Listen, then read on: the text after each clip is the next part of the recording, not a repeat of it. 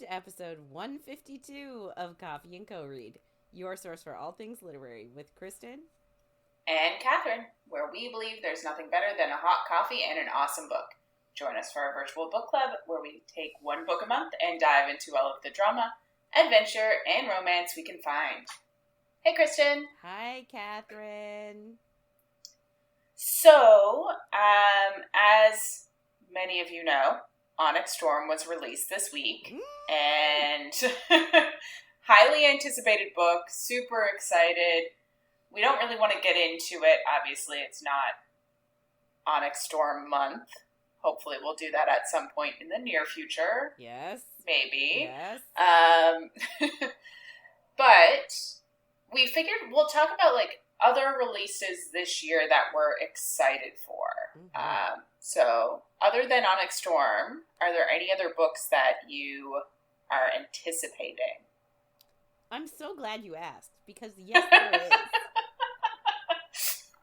So, I was late to the bandwagon of reading Quicksilver. Oh, yeah. And there is another one coming out in September. I can't remember. I think it just said fall of 2025. Oh, wow. So it is far away, but I'm anticipating. Oh, definitely. And I'm so excited. Like, I sort of started off the beginning of that book being like, it's good, but, like, it's not amazing. And then I got to, like, the halfway mark, and I'm like, oh, no. This is real good. And then at the end, I was like, oh my god! So, highly recommend if you haven't gotten on that train yet, get on it, cause she's good. Awesome. So yeah, that's a book I'm anticipating. I think we also spoke about the new Carissa Broadbent book. Yeah, the second one in the duology about Misha. Yeah. So that one is coming out too.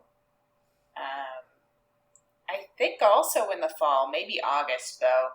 Can't quite remember. But yeah, that's definitely one that I still need to read the first book, but I almost would prefer to have them both if I'm going to read the duology, because I feel like it'll be like cliffhangery. Especially when there's only 2 books, like, you're going to end on a cliffhanger. So I might wait until closer to release date to read that one. Yeah.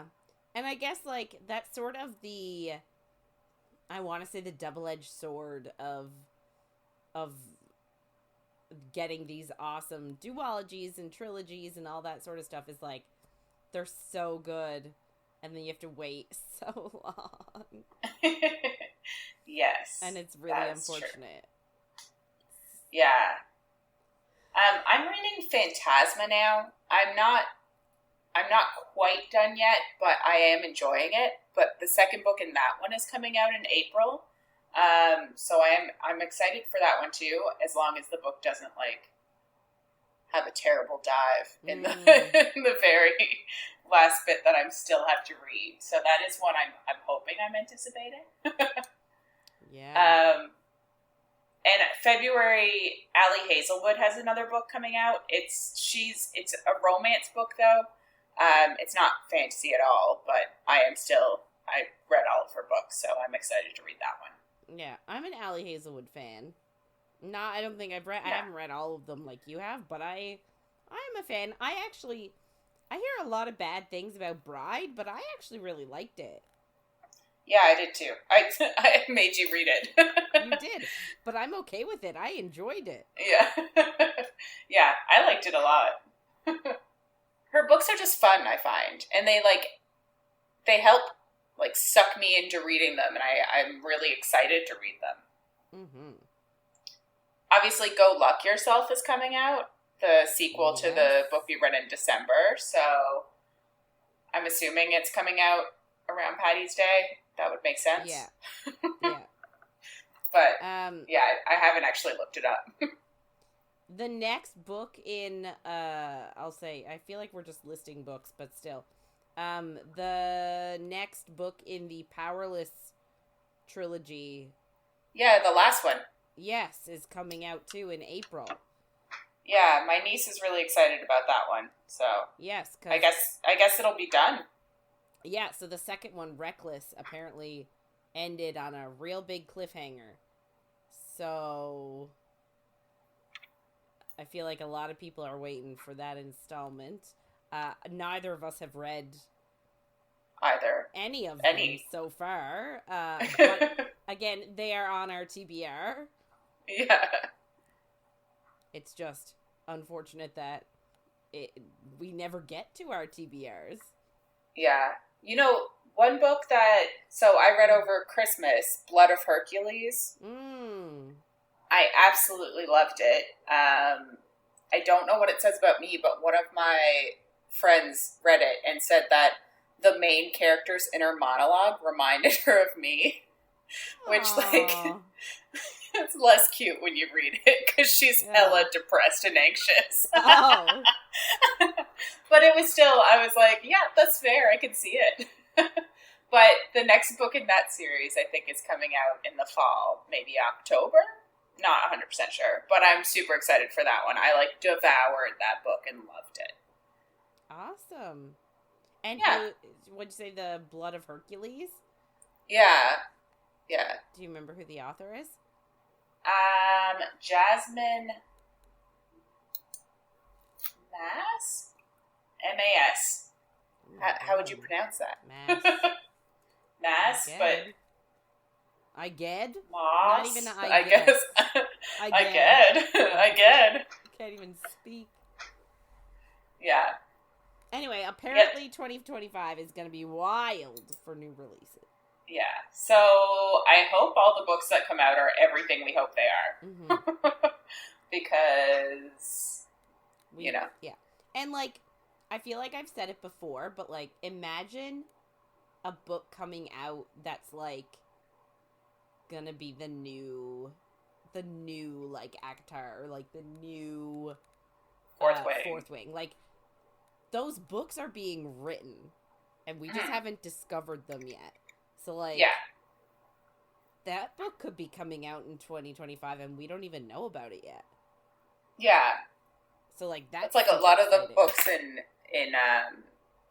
2024 that came out that we are wanting to read, that are on our TBRs, that we already own. Yeah. The Quicksilver. Yeah, Quicksilver has been all over Book Talk, all over everywhere. Everyone's talking about how much of an amazing character Kingfisher was. And I was sort of like, ugh, Kingfisher, what kind of a name is that? And then I read it, and I was like, oh my god, I love this book so much. I'm in that phase that, oh, it's done, what am I gonna do with my life phase? That's where I'm at. Side note, I've almost managed to convince my principal to let us have a cozy reading day for a wellness professional development day we have to do. Oh, awesome. Yeah. I'm like, so this is what we need to do. He was like, that's a great idea. I'm like, I know it is. Let me read a book in a cozy corner. I love that. Yeah. So I want my work to let me do that. I know, right? Now it's amazing. I wanted them to let me do it on Tuesday this week. Yeah. I know. But we had midterm exams this week, so I sort of couldn't be an asshole and take the day off. Yeah. Because, the kids would, not that they would hate my guts, but, Yeah. They need you. God. Sucks sometimes to be needed. That's true. Okay, well, I guess we should get into it. Because if we keep talking about all the books that are going to come out, I'm going to start getting, not FOMO, but, FOMO of something that hasn't happened yet. Sure.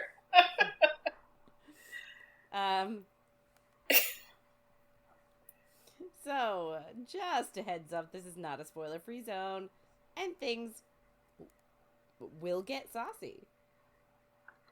I can't remember what happens this week. I think they do. They probably do. Yeah. We're having sex now. It's happened. So, not me and you. I mean, in the book, they're having sex.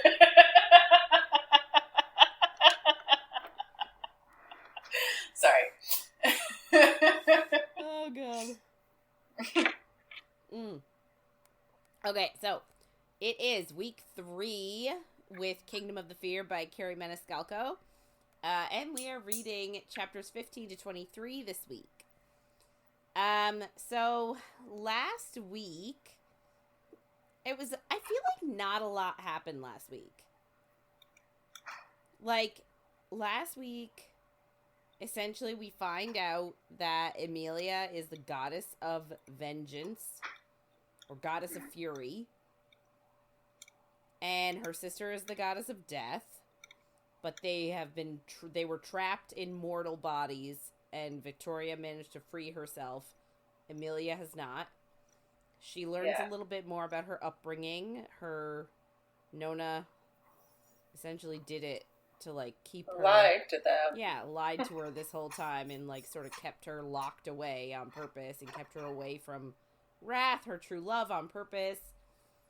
And that sort of made her not like Nona anymore. And then Vitorria kidnaps her with Envy, and then it turns out Envy and Pride pulled a trick on her. Oh, it's confusing. Yeah. And then Emilia and Wrath, like, head back to their house. And, like, pretty sure they get jiggy with it. Yeah, remember she was on his face? Yes! Yes! She climbed, she was, like, giving him she was on his shoulders, but she reverse. Climbed up his body like a tree. Reverse piggyback ride. Piggyback. But it's not a piggyback ride. It's no. like getting on someone's shoulders in reverse. Yes. Yeah, so there was some sexy times. And now they are in their throne room because vampires sent a constellation and being like, we're coming to visit. And it sounds pretty cool. It does sound cool. I like the constellation. So Vampire showed up as an emissary, and he brought with him Cersei, who is La Prima Striga, the one who caused all this commotion. So she is there. They're all in the throne room with Vampire Guy, Cersei, Wrath, and Emilia. And that's where we're starting.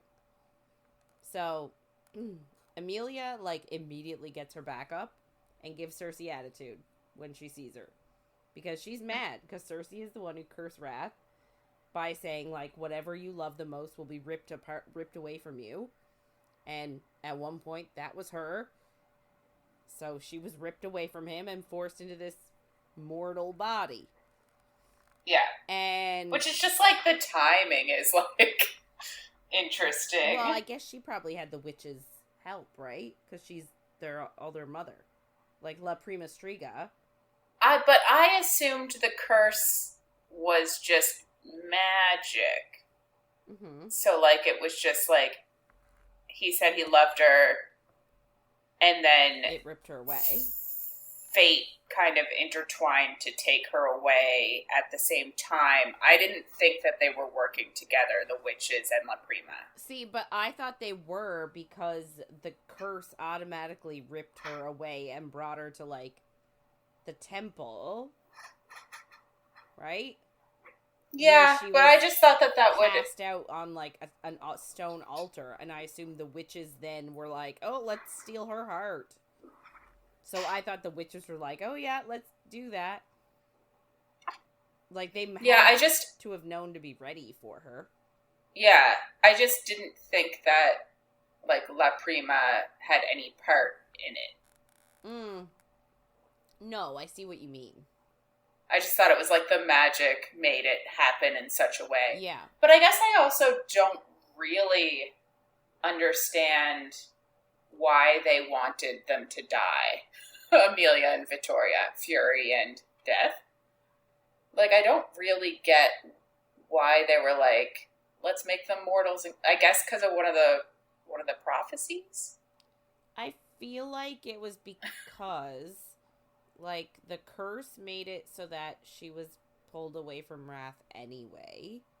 And then they were like, well, when they wake up, or when she wakes up, she's going to be pissed that the curse took her away from the love of her life. Mm-hmm. The curse was a witch. Like, the one who did it was a witch. We're witches.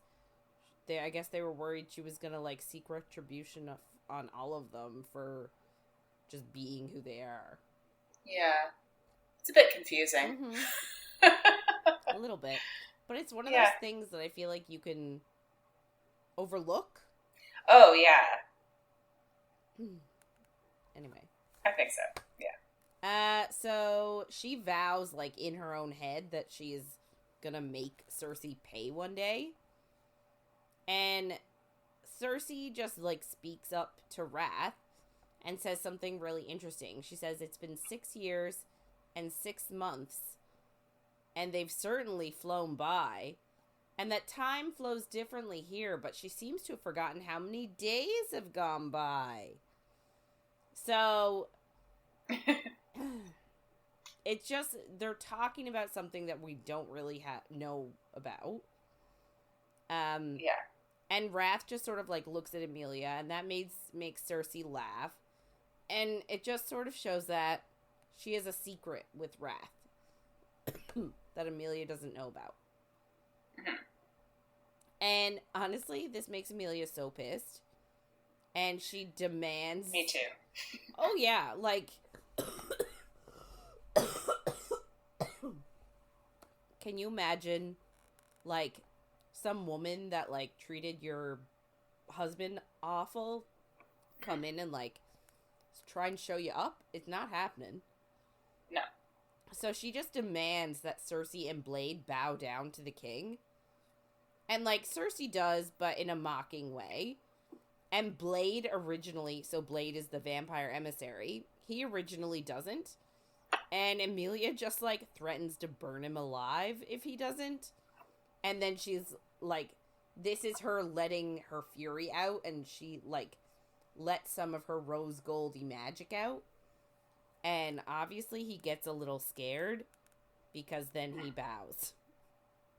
Good. Yeah. But then it's hilarious, because she just leaves them bowing for, like, several minutes. Which is a callback, for sure, to the second book, when they walk in and Wrath has them bow forever, and she's like, what is he doing? Why is he making them do that? The first time they have a feast together. Who bows? Like, they go into the feast and he makes everyone bow until they're seated. Right. Yeah, and she's like, what's happening? Why are they bowing so long? And it's like, yeah, duh. Yeah. Anyway, so, like, she just leaves them in the bowing position and just thinks about how much she hates seeing La Prima, and she just wants to rip her face off. And, like, she understands at this point Vitoria's need for retribution, because she thinks love has turned her into a raging inferno.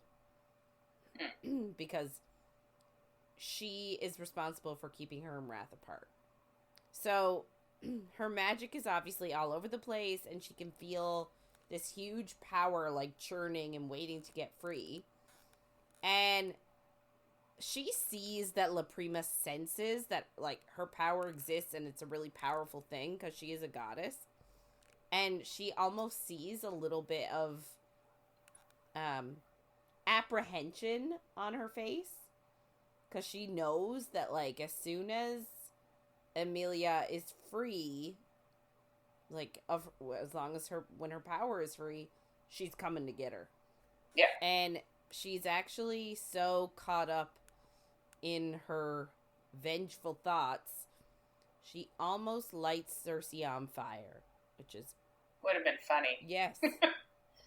But is what happens to her any less funny? Better or worse? I mean, I think it's great. She manages to resist lighting someone on fire. And she takes control, and she tells them to rise. And Wrath then sort of takes control of the meeting and just asks, like, why are you guys here? And Blade said that he wants to create allies, because apparently Vitorria has been coming around with her demon wolf companion, and Emilia's like, I wonder who that is. It's obviously not Domenico, because he's 100% wolf. I wonder who it could be, she deadpans. I know. So she asks if the demon wolf's name is Vesta. But Blade's like, no, it's Marcella, actually, and she's from the Shifting Isles. So Emilia's like, huh, well then I guess I was wrong. But then she wonders if Vesta is genetically unique. Maybe she's part wolf, which is why Greed would want her. But then she's also wondering about the portal. Like, if she's part demon, maybe she can't travel to the Shadow Realm. And that's why she needed Pride's portal to get to the Shifting Isles. Like, she's just, I feel like she's thinking about the wrong things at this moment in time. That, and it's like, we've already... Book 2, she jumped to so many fucking conclusions with zero evidence. Mm-hmm. And this book, she's like, it could be, but is it? And then later on, it happens again, and she's like, I wonder who this could be. And it's like, last book, we couldn't even follow your leaps of logic. In this book, we're like, obviously. Jump to it. Yeah. Yeah. That's my rant. So I agree with you. She needs to pick a lane. But, also pick a personality. Because I just find that her personality from book 1 and 2 is completely different to what it is now. Yeah. And, there's only so much growth that you can do that's not you being a different person. Anyway. So, yeah. Wrath and Blade have a stare down. Until Wrath asks why he brought the witch along. Because, they're not friends. Yeah, and we find out something later this week, and I'm like, how is she even there? I know. I know, anyway, yeah. Sorry. But then he asks, was bringing her a distraction, and then called him arrogant, and asked if he knew who he was dealing with. So, Blade's in trouble... Yeah. So, Blade starts trying to, defend himself verbally. And just keeps reiterating, no, I came to make allies, blah, blah, blah. And then La Prima tells Wrath that your wife will, ... then hauls out a weapon. And I'm like, are you dumb? Is she just sacrificial here? I don't know. Because I can't imagine she would be that dumb. To, one, threaten his wife in his throne room. 2, haul out a weapon to threaten. And, he has power. Yeah. I don't understand what her thought was here. I don't get it. Anyway, Wrath turns her into an icicle. A witchcicle. Is that what they say, or is that what you say? That's what I say. Okay, I'm calling I like her it. A witchcicle. I like it. So she's just a big ice cube. And, it was nothing. He was just like, boom, done. So why didn't he do it before she cursed him? I don't know. Because he was distracted. With the wing thing. But I just... Dude. I know. Anyway. Wrath then just asks Blade, what's the true reason of your visit? But he doesn't say anything. He just says he came to form an alliance until Anir brings a chained prisoner into the room. And I'm just like, dude, you're dumb too. Everyone's dumb. He asks you a question. I feel like it's a Judge Judy sort of an event. She asked you a question. She's giving you opportunity to tell the truth. Tell the fucking truth. Well, and can't they detect lies? Yes. Don't we already know that? Like, now, why? To be fair, I don't know if they can with vampires because they're undead. True. And vampires may not know they can detect lies. Mm-hmm. There's many different points of view here. Yeah. But also dumb. Yes. So, Wrath asks again if there's anything he wants to confess, but Blade's like, just doesn't say anything. And the girl prisoner, she looks unworried and haughty. And I'm not like a haughty, like, I mean haughty. She hot to trot. Yeah, I don't mean that. I mean like she's haughty, like stuck up. Like she legit is in chains. And she's like, I'm better than you. Or like, I've gotten away with it all. And I'm just like, you are in chains, lady. I don't think you should be looking like stuck up about anything. Yeah. Anyway, Anir hauls out a charm necklace and puts it on her. And it makes her immediately look identical to Emilia. And it also made her mimic Emilia's movements. So it was like for Emilia looking in a mirror. And she realizes, oh shit, somebody must have gotten a hold of a lock of my hair. Because that's what in order to do magic like that, you need something that belongs to the person. Mm-hmm. Wrath asks Emilia to ask her what her mission is using a truth spell. And she does it, and the girl reveals that it was to seduce the king, to distract him, until Emilia had been secured.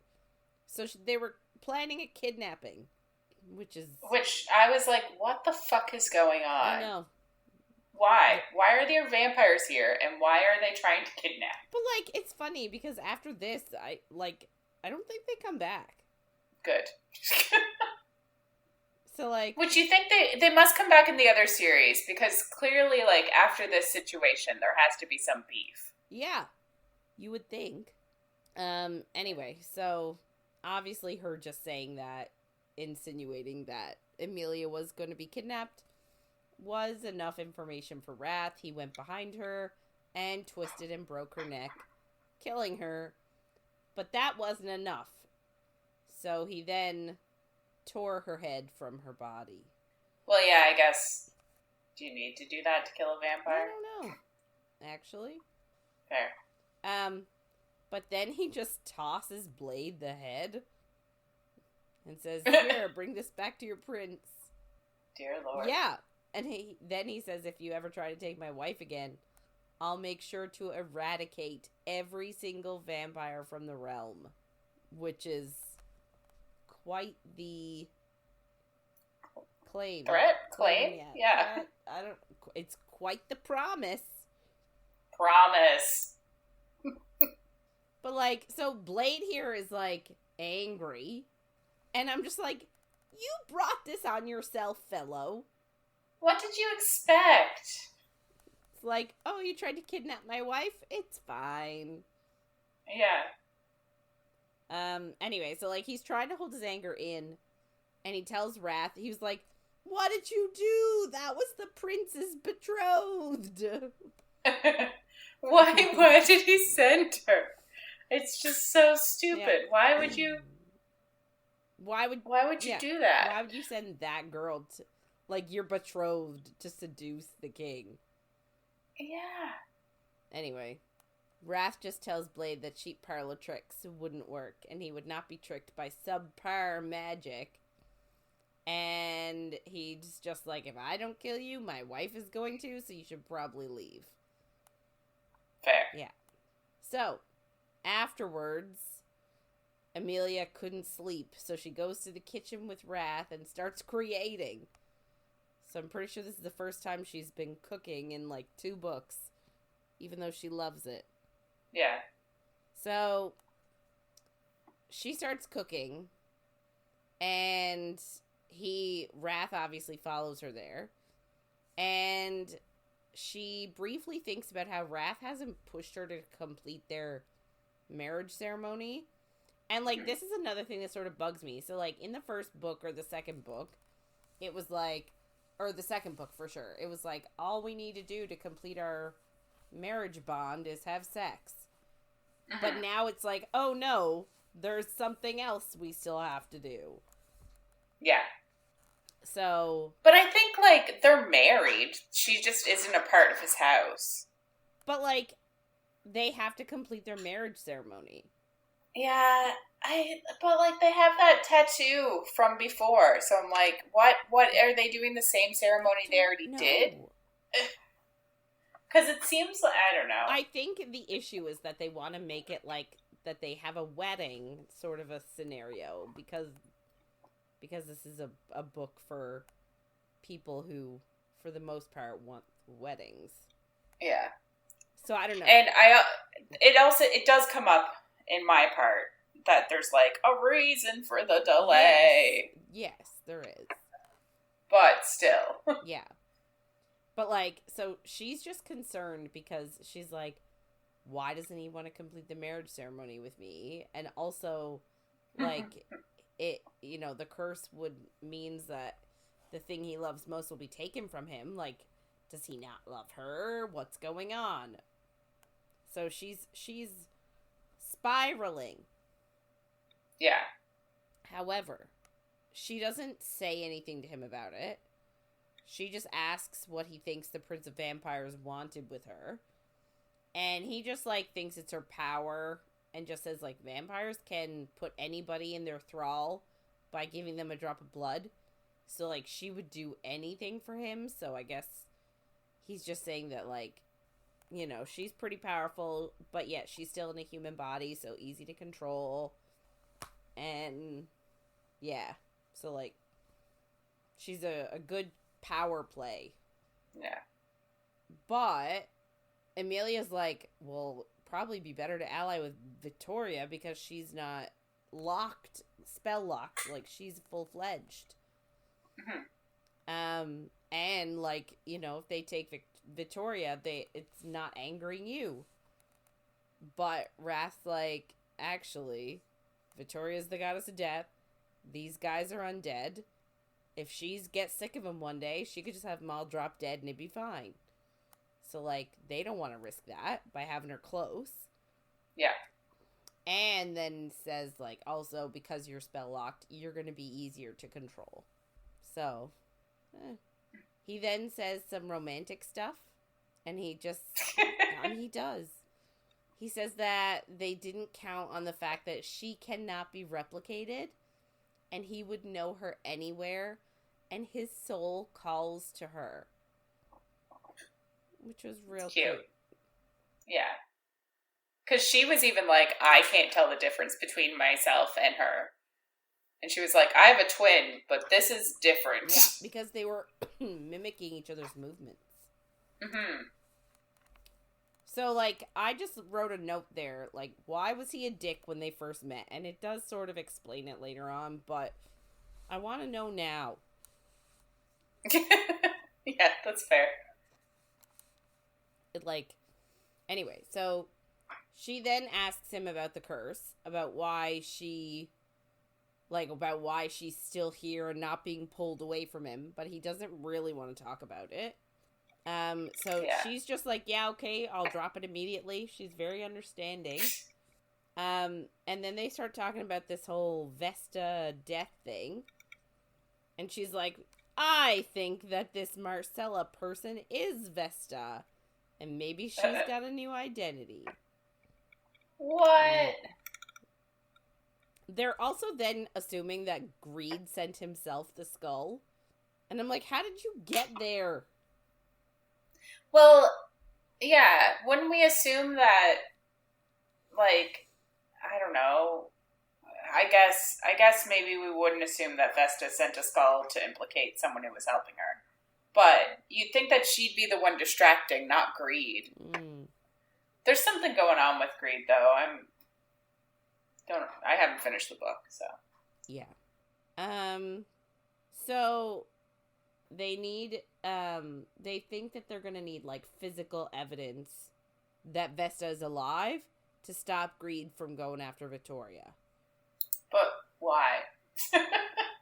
Like, is that a stupid question? I'm like, isn't Wrath the, like, can't he just be like, Vesta's alive? I don't know. Because, like, he's the one who put out the blood thing. Yeah, so you'd think he'd be able to just take it back. Yeah, but he can rescind it, but for some reason, I don't know. Yeah. Well, I guess they're still not sure. Yeah. So they eat the food that she cooked, and Wrath actually does something real cute. He actually admits that the cooking is new. That before she was a goddess, or when she was a goddess, she couldn't care less about cooking, but now she's all about it.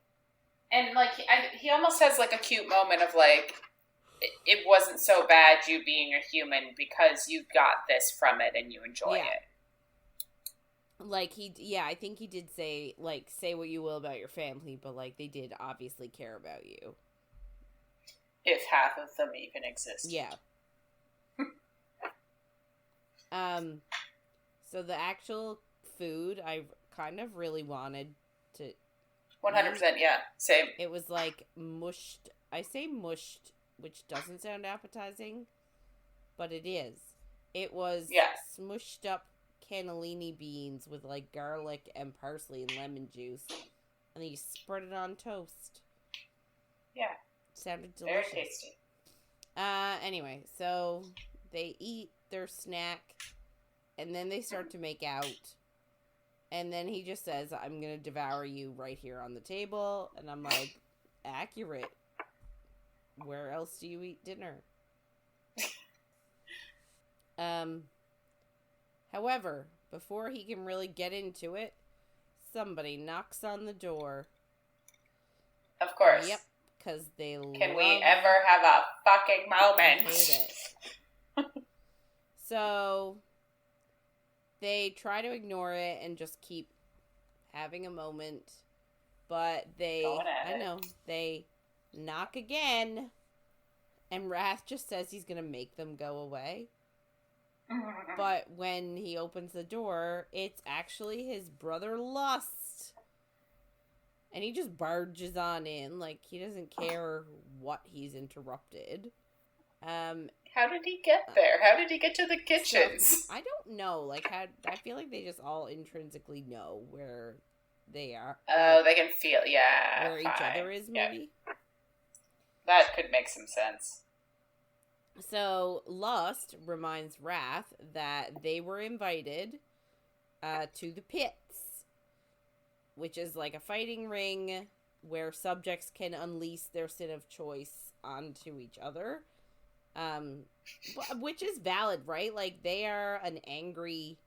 Yes. They're an angry house, and so they're gonna have all this wrath built up in them, aligned with their house, and they need a way to expel that without being dicks to each other. Yeah. No, it completely makes sense.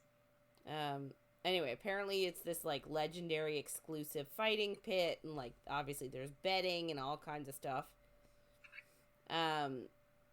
And apparently Wrath never lets his brothers go.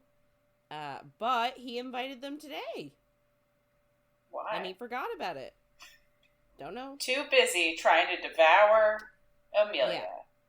So he's like, essentially, like, Lust is like, well, you gotta come with us. Like, you're our escort to the show, so, like, come on. And Emilia's like, oh, I'm too tired. I'm gonna go to bed. So she tries to go to sleep, but she can't. So instead, she decides to research her spell lock and see if there's a way to break it that doesn't involve ripping her heart out. Fair. Yeah. I would do the same. Yeah. So she goes to Celestia's cottage first to see if she has any books on the subject. But Celestia's not home. She's probably off creating another world. So I know that the crone's not responsible for that, but, like, in my brain, she creates, like, a ton of stuff. Yeah. Well, we don't know. We don't know what she's doing. She could be. So, because Celestia is sort of Emilia's mom now, she's just like, I'm gonna go inside and start cooking. And she finds, like, some really cool recipe books and everything like that.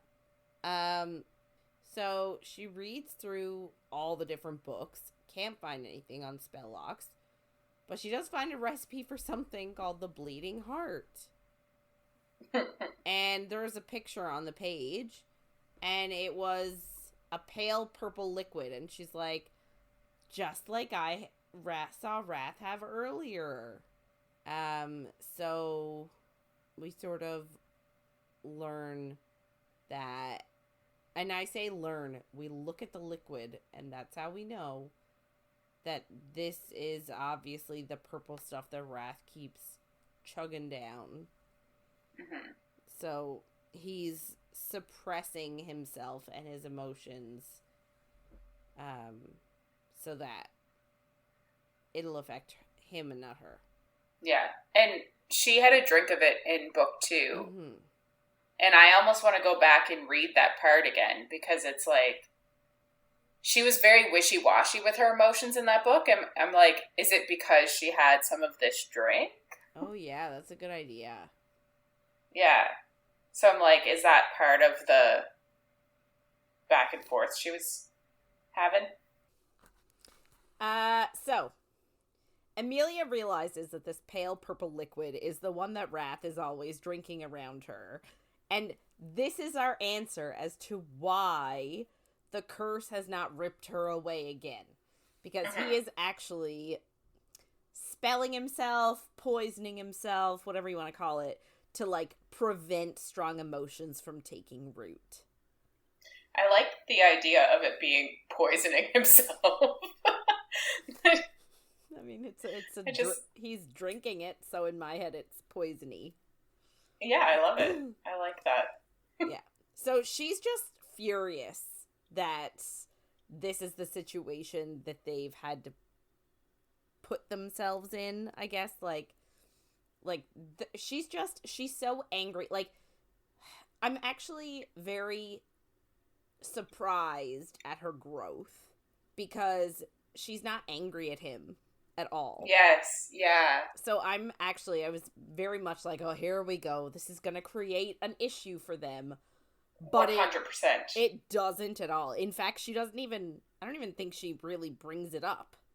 I think she might, at, like, the end of, like, my section, she might, but it's not like I can't believe it. It's more hey, I figured this out. You don't need to keep hiding it. Right.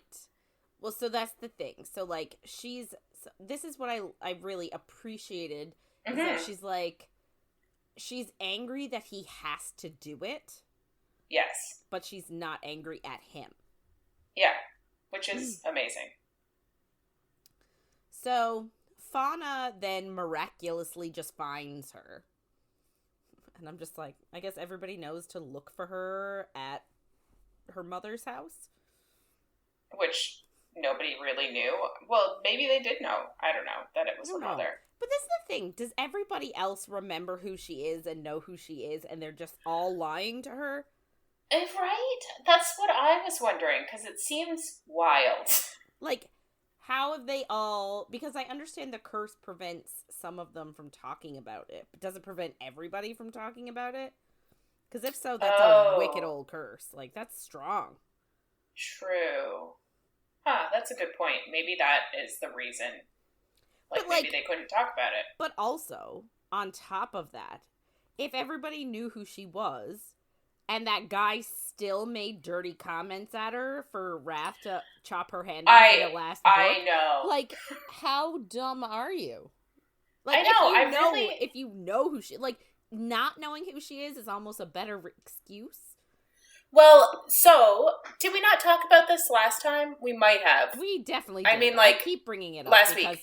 But I wonder, like, if somebody's new to the court. But it's only been, like, we've learned, it's only been 6 years. Yes. But I guess somebody could be new to the court and not have known. I can't imagine someone like that being new to the court. Because they're all, like, centuries old lords. Yeah. I honestly... It's like, was this always the way it was going to go? You know what I mean? Like, did the author always have this grandiose plan? Yes. Well, like, maybe that's not even something that entered into her brain. Yeah. And maybe only certain people... Yeah, maybe they didn't know, because... Did they know that they were goddesses when... Because they were pretending to be one person. Her and her twin were pretending to be one person. But did they know that they were actually the goddess of the house at the time? Or were they just trying to woo Pride and Wrath? I don't think they could hide that they were a goddess. True, there's a feeling to it. Yeah. But you'd think you would be able to hide who you are in this place where, like... Wrath is like, I'd always recognize her when there was someone who looked exactly like her. But he was supposed to not be able to recognize the difference when she had an actual twin. But it's because he loves her that he can recognize her. Fine. Anyway, I feel like we went off on a little thing. Yeah, we always do. That's how we go. Yeah. So, Fauna finds her, like I said, and asks, what's up? Like, what's going on? Why are you out here? And Emilia just says, I want to end my curse and fully claim the king. So she is claiming her intentions. She now understands why her and Wrath haven't sort of cemented their marriage bond doing that oath thing, because he is taking that liquid, and maybe that's why he, you know. Yeah. So Fauna, the supportive friend that she is, says, the only word she says is, okay, let's get to work. And it's fantastic. Yeah. I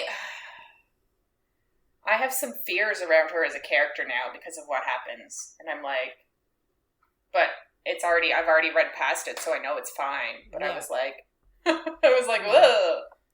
Anyway, sorry. No. So, like, but it's one of those things where you love having a friend where you can say whatever you want, and they're just like, okay. Yeah. So, she asks Fauna about the curse.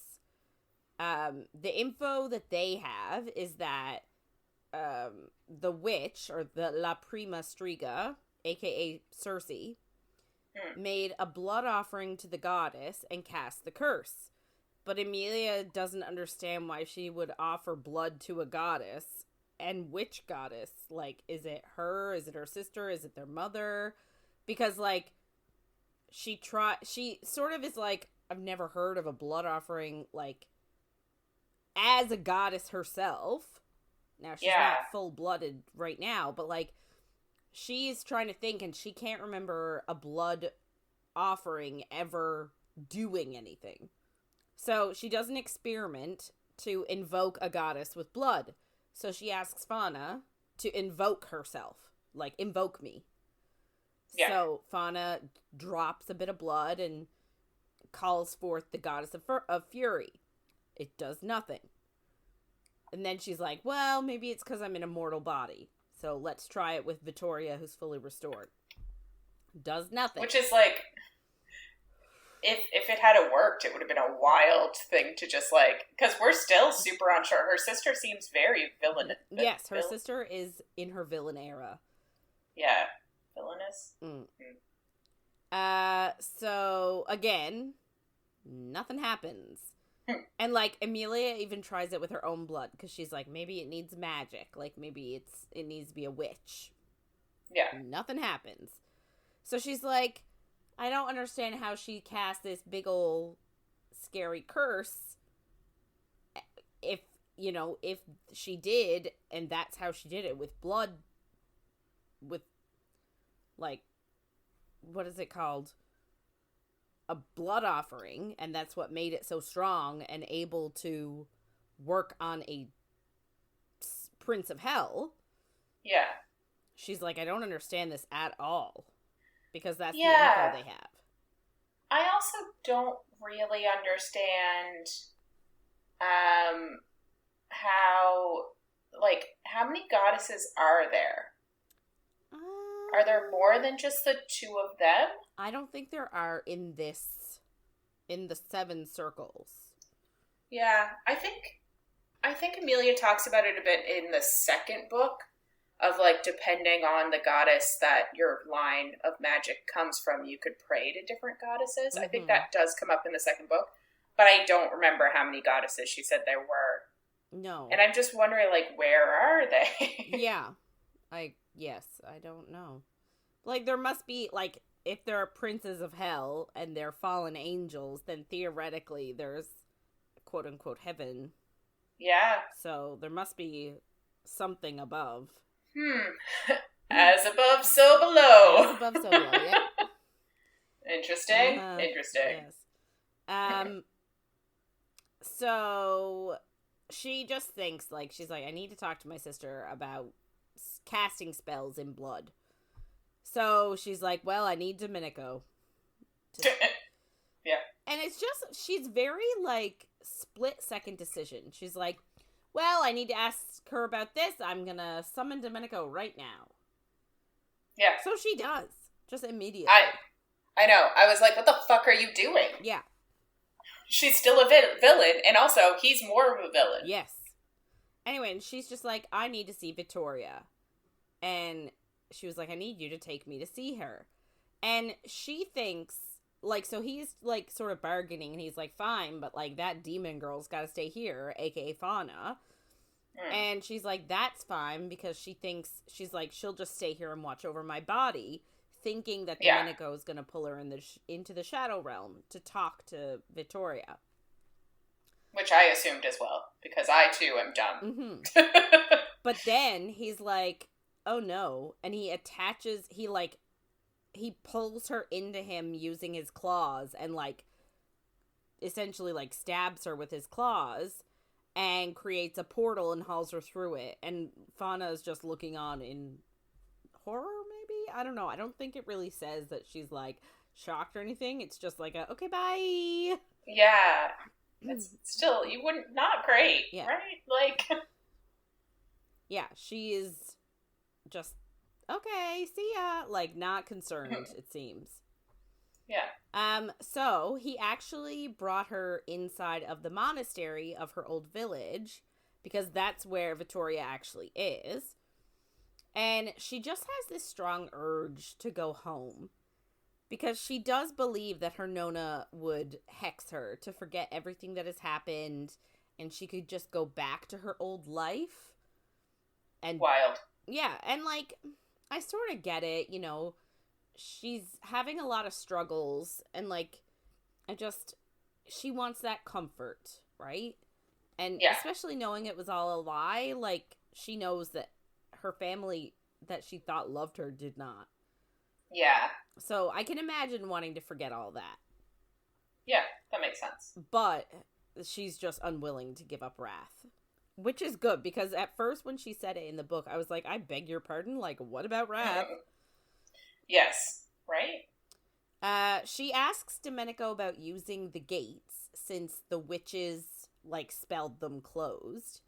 But he just tells her that wolves don't concern themselves with witches, and that wolves can use portals to realms that demons can't.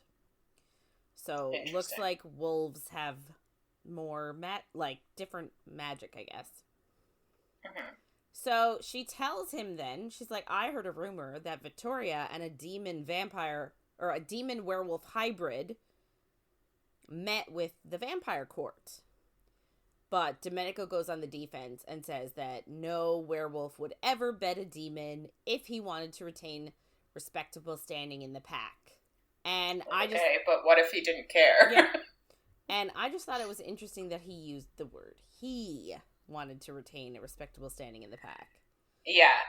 And I think Emilia caught that as well and was like, well, then I know it happened. And that it was a male werewolf and a female demon.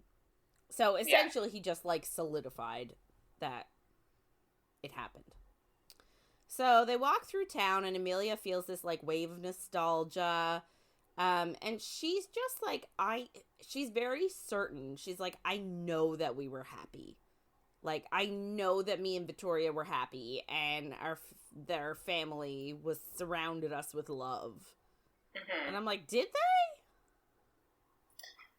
they? Yeah. I don't know. I just am confused by so many things. Yeah.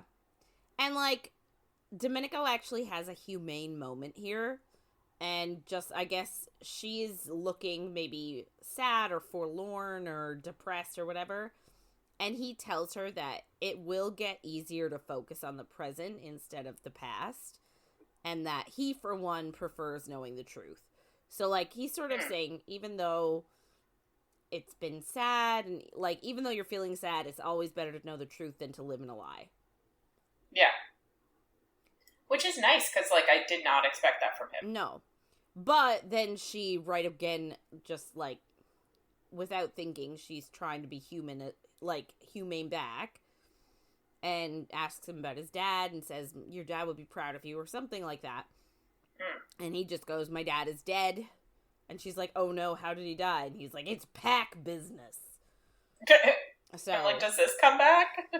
So his, immediately, his humaneness is gone. Yeah, and you're like, well, that means something. Yeah. So he brings her actually to her family home, and Vitorria's there waiting, and Emilia is just shocked that she's hanging out here. She thinks it's like, it's just an odd place, like everyone will look for her here first, and she's like, no, this is the last place to look. And Emilia then sees this, like, glimmering of magic over the house, and I guess Vitorria or Domenico or both sort of urge her to, like, peel back the magic. And, she peels it back, realizing it's a glamour. And the house is not a house, after all. It was a stone temple. So what the fuck? She didn't grow up in a house. She grew up in a, I guess, a religious sort of, maybe a witch's temple. So, I don't understand. How did nobody notice? I don't know. Well, I guess it would only be witches that would know anyway. Yeah. But, like, is the inside actually like a house? Like, or was it all just a glamour, too? And she just bought, like, there's so much happening. Yeah. It is an issue because, like, we don't understand the logistics of it. And they don't explain the logistics of it. But, Well, and that was the other thing, too. I was like, okay, so does that mean that her family was a glamour? Well, like, her parents? And, like, she worked in a restaurant. Did she actually work in the restaurant? She knows how to cook. Yeah. So, like, and, like, what was the point in the stone temple? Was that supposed to be some sort of protection? Like, or was it keeping them more guarded? Like, but they could leave, so, like, what, Yeah, it's confusing. Yeah.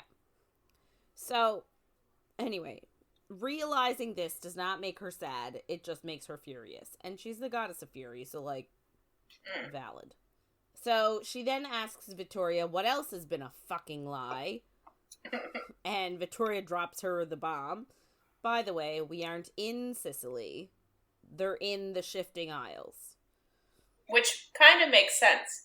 Because when we were reading it, the first book, we were like, what year is this? Like, what is happening? Yeah. So, this is the thing. It's not actually the mortal world. It's the afterlife. Yeah.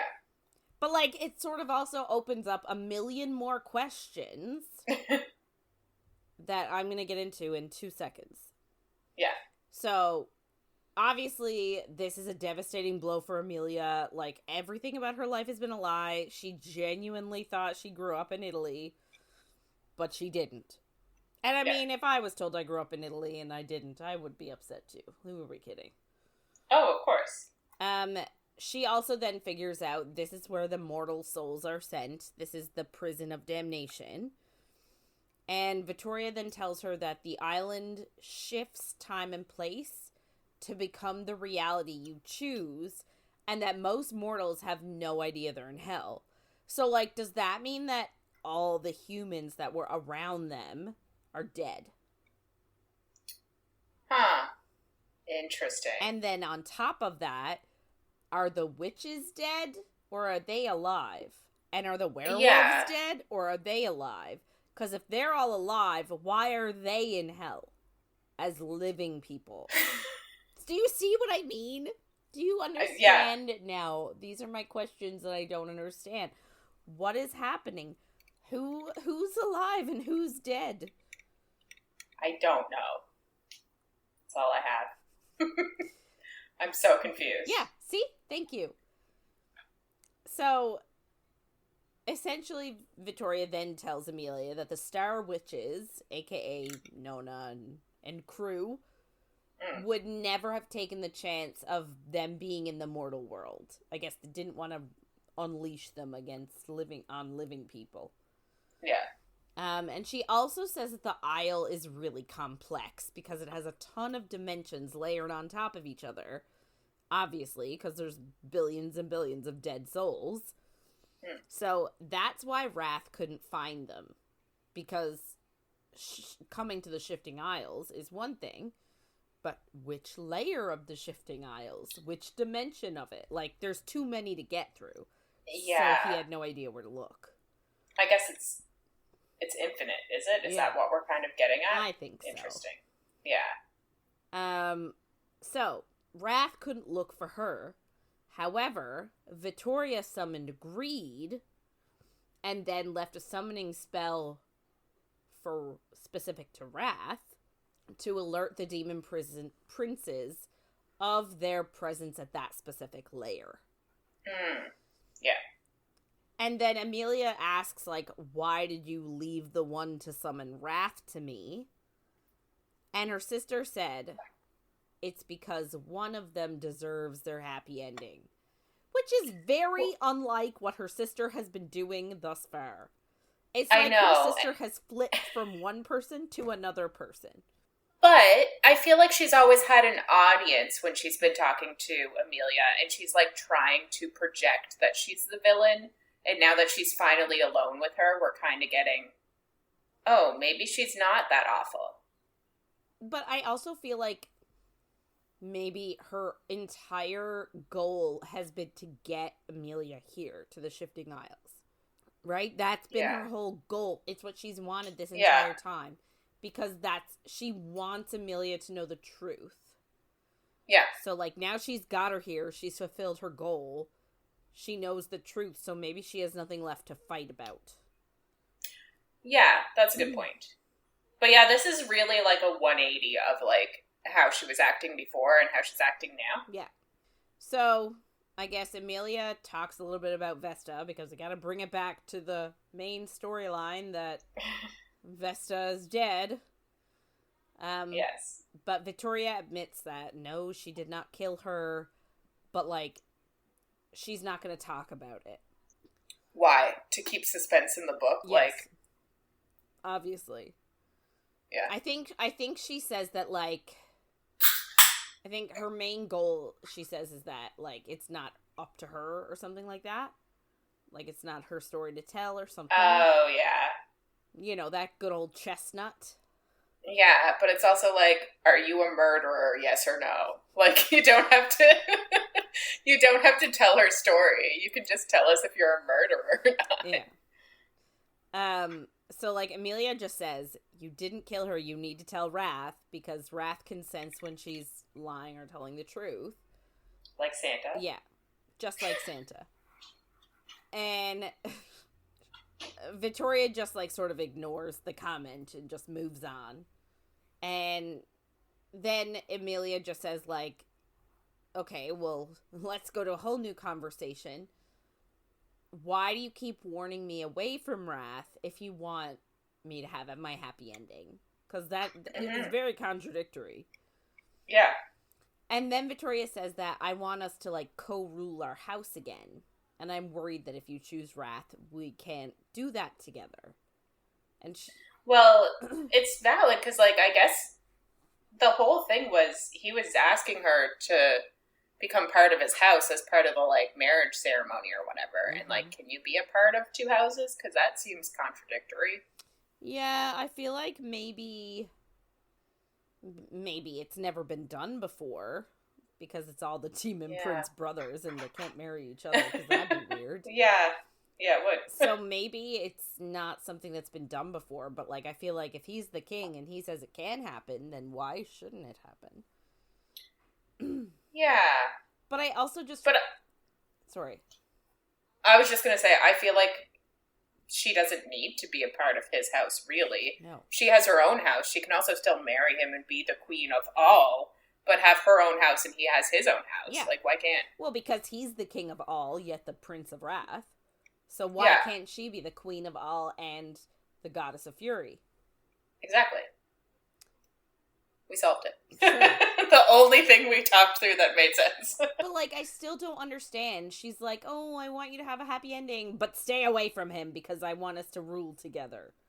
It's just like... No, I didn't take it as that. I just took it as, like, she didn't want her to join his house, is why she was warning her away from him. Yeah. And she was afraid that, like... But I think she's still like, oh, you can have your happy ending. I just don't want you to leave me. I guess. Just make him her long distance casual boyfriend. But, like, I forget when they say it. It must be later this week. But they talk about how they, like, take turns ruling their house anyway. So it's like you're never there at the same time, it seems like. I think they did. Yeah. The two girls. Yeah, that's what I mean. So, like, a lot of it seemed like they would go back and forth. But no, I think that was only when they were pretending. True. To be the one person. Yeah. I think before that they ruled side by side. Yeah. Gotcha. Anyway, so Emilia just says, like, Wrath already agreed that I could co-rule House Vengeance with you, if it's something that she wants to do.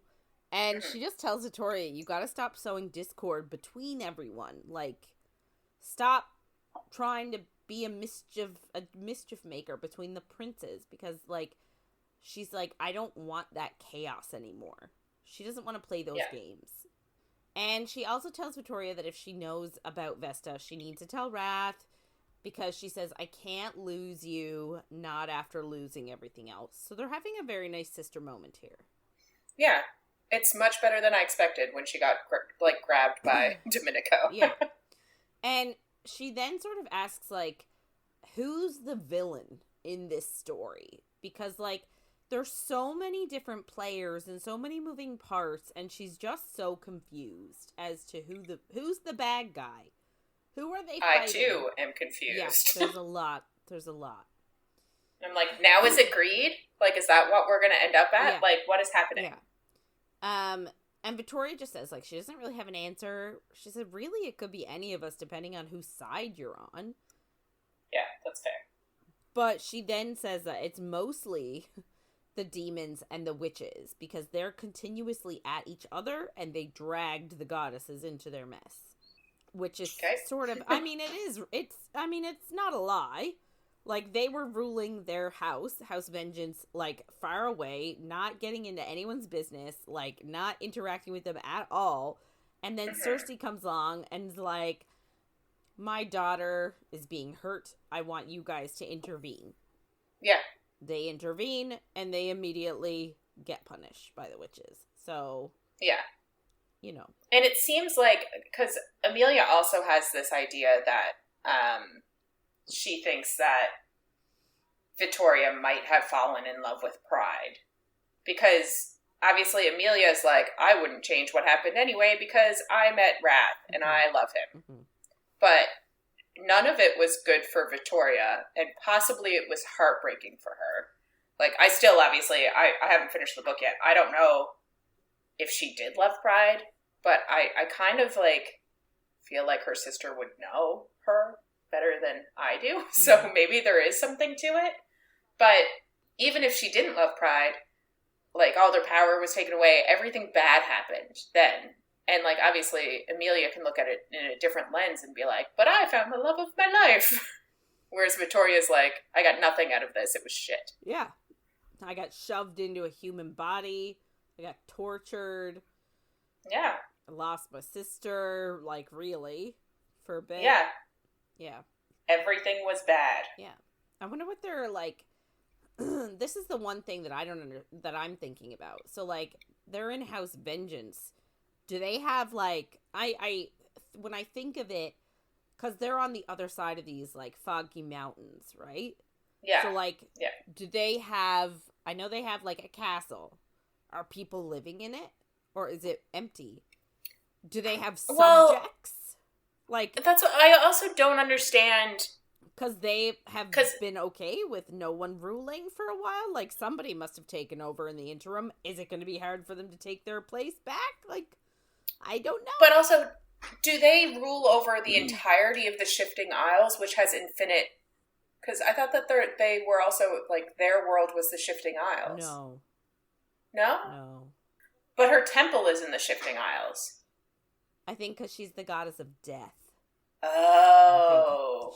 She has a temple there because she's dead. Oh. Okay. I think. Well, I was confused. Because I thought that they also... I thought it was the Shifting Isles that they ruled over. Oh, I don't think so.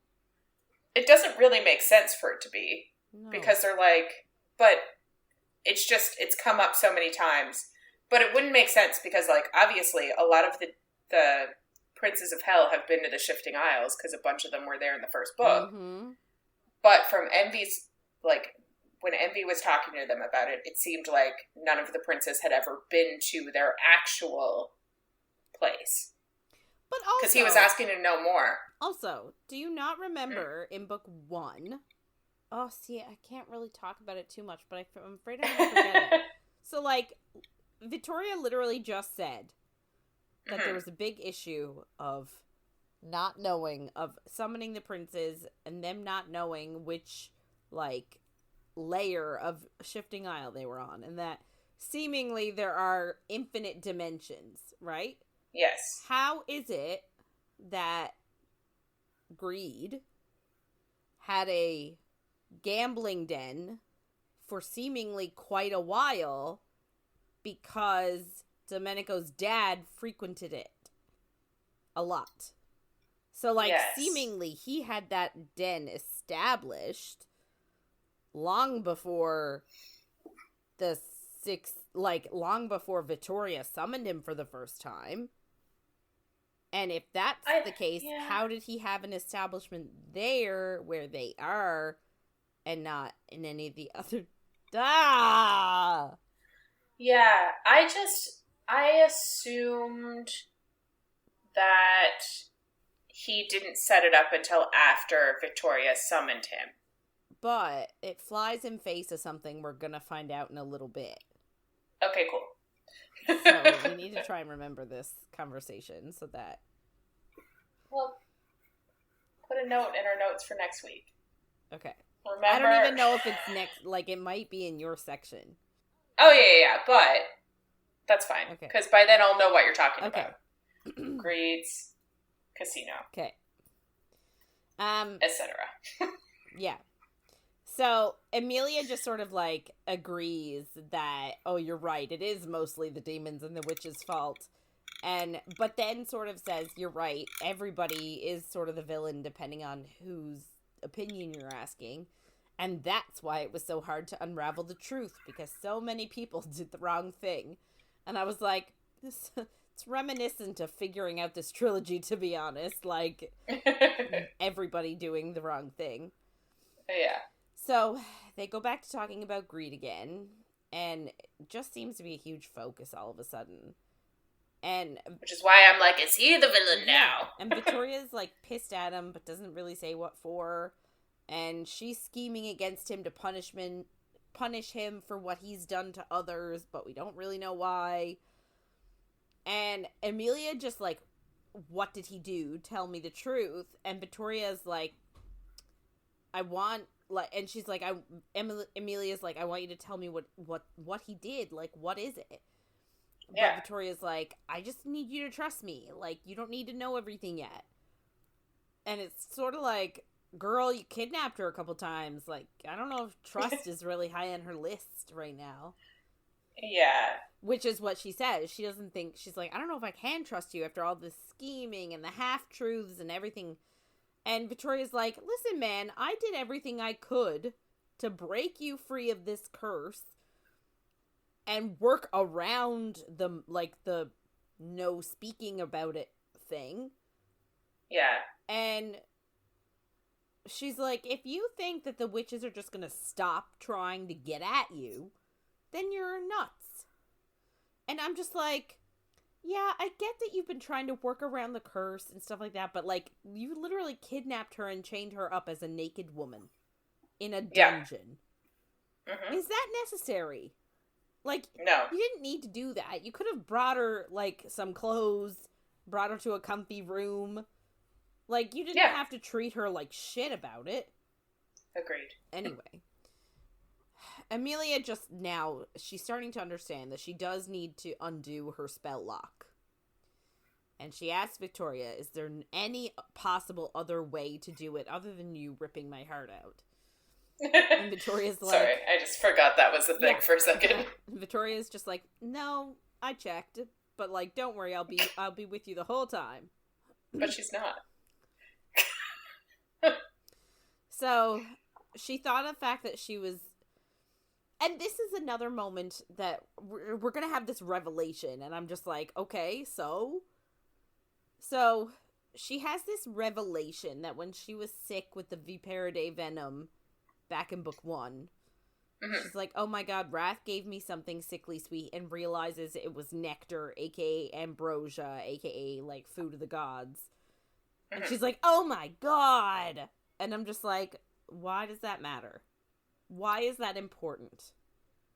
I guess we're kind of realizing that, like, and I thought this was going to be an issue just like the potion, but Wrath was keeping her human. Because if she died... Oh, she might. If she died, she would have become a goddess. Because immortality wins out, even if it's just a little bit. Right. Oh my god, you're so smart.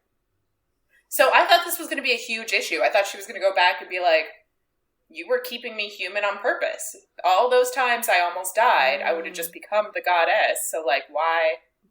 But now that I say that, the witch's whole plan was just that they would just live as girls and die as mortals. But how would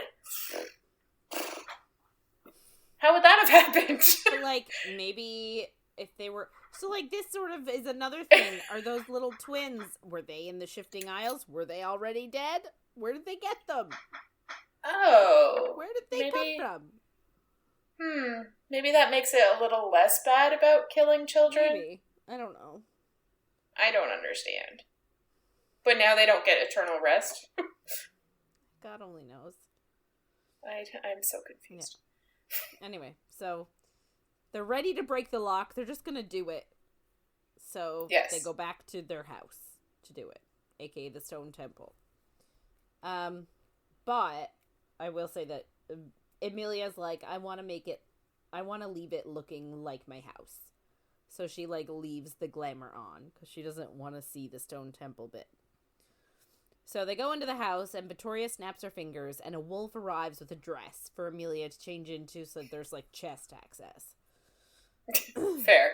We're clothing her for this, but nothing else. And the wolf sort of looks familiar to Emilia, but, like, she doesn't dwell on it. And she's stressed about letting go of her humanity, but she feels a wind that, like, immediately calms her down. And then she's like, oh, that wolf must be able to alter moods, which is, like, a coveted power. It's like... Which is a wild assumption to make. There goes Emilia, leaping around. Like, I'm not saying she's wrong, but it's a wild assumption to make. So, Vitorria just wastes no time, and just, like, lays her down and just shoves her hand into her chest. And, like, her chest burns and she wants to scream, but she can't. And then all of a sudden, her life comes, like, flooding back, and she sees everything, and she remembers falling in love with Wrath, and plotting with her sister, and being ripped away. And it finally gives her this ability to scream out her grief at, like, losing time, and she passes out.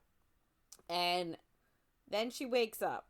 And we get, like, a Bella Swan moment, is what I call it.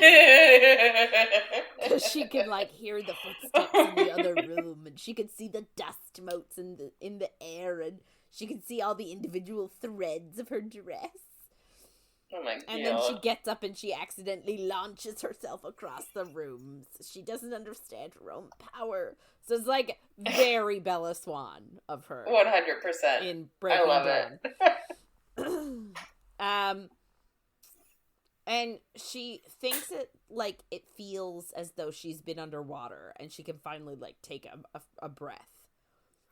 And she feels this, like, well in her heart, aka her heart's not there, but, like, she feels a well inside of her and knows that it's her power.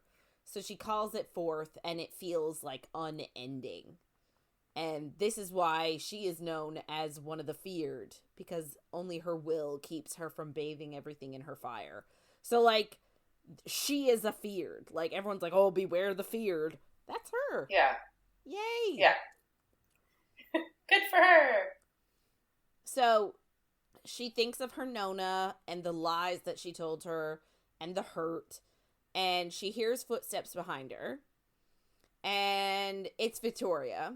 And Vittoria's like, do you want to exact a little vengeance before we go? And so this is what Emilia says to Vitorria. Emilia says, you want to exact a little vengeance before we go? And Vitorria smiles and responds that it's good to have you back, Fury. So she's the goddess of fury, so her name is Fury. Vitorria is the goddess of death. Is her name just Death? Because, like, they didn't have these names before. No. Like, you mean Emilia and Vitorria. Yeah. But if you continue reading the book, she still goes by Emilia. Yes. Oh, she does. Like, okay, choices. But, anyway, I just... Yeah. The death being her name is a bit wild. Yeah, like, I could see Fury being a name. But maybe that's also because of Crescent City, and I've gotten used to Fury being a name. Funny. Anyway, I just... Yeah, it is an interesting thing to ponder. I guess her name is just Death. Hi, Death, how are ya? Like... Not weird at all. No.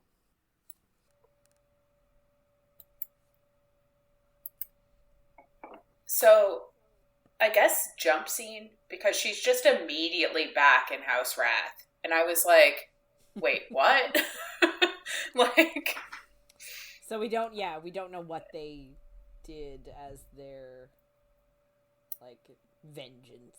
But also, my biggest worry when she was taken was that she wouldn't get back. And now it's just like, she's back, no need to tell you how. Obviously, Domenico had to have taken her back, but I'm like, I was just surprised. I was like, okay. I feel like this is just cemented, like, the whole thing that, like, her and Vitorria are on the same team. Like, yeah. They're twinsies. Like, they're not... Yeah. They're besties again. Yeah. Everything she did, it's fine. Yeah, we're forgiving everything. Oh, God. So she's back, and she's feeling everything on, like, a different level. Kind of like you said before, the Bella Swan moment. Like, she can feel a pull to Wrath, but she knows that he's still in the pit. And she knows that he can likely feel that she's back to power as the goddess. So, like, you'd think he'd be faster coming to her than he is, because he's kind of slow. But I guess he sort of can't, can he? Like, he's still entertaining his brothers, regardless of... True, I guess. Is he gonna, like, care about social shit? So, she goes back to the Crone's Tower because that's where she left from, which is funny that she didn't just end up back there, but and she tries to like lightly knock on the door, but just bursts it open. And she can feel Fauna's horror. And Fauna asks her if she was forced. And she says no. And she tries to like smile and like put Fauna at ease, but she can feel her fear. And she tells Fauna she was kept in true hell, which is the Shifting Isles, and came back to her power there. And Fauna asks if she made them pay, and she says it was justified. And we still don't really know what they're talking about. But it's also, like, it's an interesting dynamic now, because, like, obviously Fauna's like, what the fuck is going on? Like, she's afraid of her, and I wonder, like, did she meet Fauna before? Yeah, I know. I don't... That's a great question. There's so many possibilities. Yeah. Because, like, you think that she'd be like, I don't know, oh, this was your choice? I'm so glad that... I don't know. Like, she has a lot of fear, which I understand, too. She's a goddess. Like, she's a goddess of fury. She can just fuck you up. But it feels extra from someone who's, like, presumably your friend who knew that this would happen at some point. Or you'd die. But it's just weird. But then Fauna's just... But I also want to say that, like, she is very much, like, emotionless? Not, like, emotionless completely, but, like, she's very much void of the same emotions that she had before. Yes. But something that does keep coming up, and I love that it keeps coming up, this week at least, is that it's only an issue because she's a woman. Like, yes. Wrath is the same exact way, but nobody cares because he's a man. So I do love that the author keeps bringing that fact back up because it's true. Yeah. But yeah, no, I do understand it.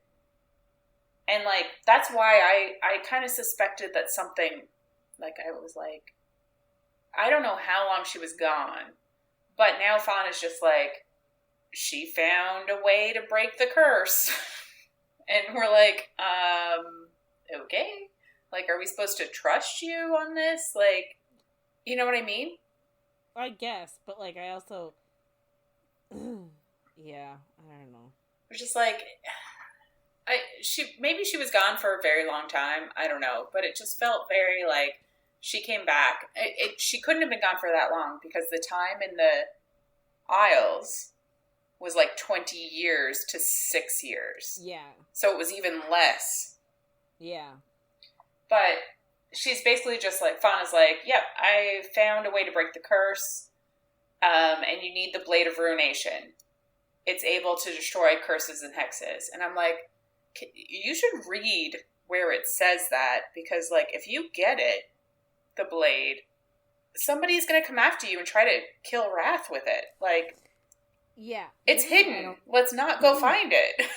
But, like, this is also the thing. So, like, it can kill Wrath, but also if you stab him with it, it'll break his curse, too. Oh. Is it because it kills him? Like... Yeah. I don't get it.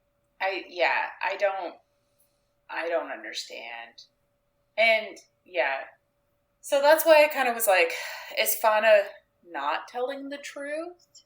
But then what kind of romantasy book is it if they don't end up happy? But anyway, I guess Emilia / Fury, but she still goes by Emilia, would feel it if it was a lie. So she has to be telling the truth. But anyway, Fauna then tells her that there's a place called the Well of Memory that has information on the blade, and you need to go to the garden and pay the goddess a tithe to enter. And it's unpleasant, and you need to be worthy, and you will see memories other people have purged. And, like, you can end up stuck in there if you get sucked into certain memories and, like, forget your purpose, basically. And Emilia's like, cool, I want to go immediately. But Fauna's like, worried for her. Yeah, worried about her because she's like, you can get stuck there. So she kind of wants to soothe Fauna's worry. So she's like, how do you avoid getting stuck there? And because now that she's immortal and back to being a goddess, she literally doesn't care. Because she's like, it's fine, I'm gonna be okay. Yeah. But Fauna is still very much displaying these, like, I want to call them, like, humanistic worries. Yeah. Right? Which Emilia would have had before, too. Yeah, so she's trying to be like, oh shit, I need to be more mortal. Yeah. Because Fauna's getting creeped out by the fact that I'm not scared. Yeah. Which is kind of fair on both parts. But, yeah, literally the only reason she asks is to soothe Fauna. And we're like, oh, so we would like to know as readers. Yeah. So the plot makes sense. But she's basically like, you need to, like, focus on your question, and you should be able to, like, shift through the memories by holding them one at a time. And if you're focused on your question, you won't, I guess, get lost in other people's shit. That's it. You're just gonna, it's just very simplistic. Yes, but I do feel like, so we do get into this in a second, where she actually is in the well of memories. I feel like there's a possibility that if she went into it as a human, she would have gotten sidetracked by her first memory, and she would have started going down that trail and got completely, like, off track of trying to figure out something else. Right. So I do feel like it's good to know, and I feel like she's obviously in a better place now as an immortal. But yeah, so the plan is to find the Blade of Ruination, but Fauna has never known anyone to use the well successfully. Which is kind of a crazy thing to say, like, she's never... I just need to... My husband just delivered me tea and a cookie, and it's so nice. And now I'm eating tea and a cookie and talking book. I love it. It's not coffee and co-read tonight, it's tea and co-read. And cookie. And cookie. Tea, co-read, and cookie. Yes. Sorry, continue. No, I was just saying that Fauna said that she doesn't know anyone who successfully used the well. And I'm like, that seems like more of an issue than you were just making it out to be. But I guess my question is, does she know anybody who successfully found the well? I thought the well was like a secret place. I didn't think many people knew about it. I don't know. Because she says, like, the princes aren't able to use it. So, like, I feel like... They know what it is. Yeah, but I also feel like I kind of just said, like, if Emilia was immortal, I don't think she would have used it well. So maybe that's the issue? Yeah, because does she use the well in this section? Mm-hmm. She doesn't really have any issues. None at all. Like, not even... It's a non-problem. It's, like, the opposite of an issue. So, yeah, it's... So they're building it up like, oh, it could be a problem. It's so much. It's not a problem. Not even a little bit. But Fauna says that Wrath and Envy have both tried and failed to use the well. And I guess, like, maybe that's it. Like, maybe she just knows the two of them. So the princes can't use the well, and nobody I know have used the well. They're both princes. Yeah. But apparently the well is actually from, like, the time before the princes, which we also know that the goddesses, Fury and Death, are before the time of princes. Mm-hmm. But it doesn't predate Emilia. Only the crone and the seven sisters actually predate Emilia. Are the seven sisters the other goddesses? Ooh. Huh. Silly question, because I feel like the obvious answer is heck yeah. But, like... Yeah, but are they... So, like, the crone is the top. So would the seven sisters be on the same level as the crone? As in, like... they could have children that are also goddesses?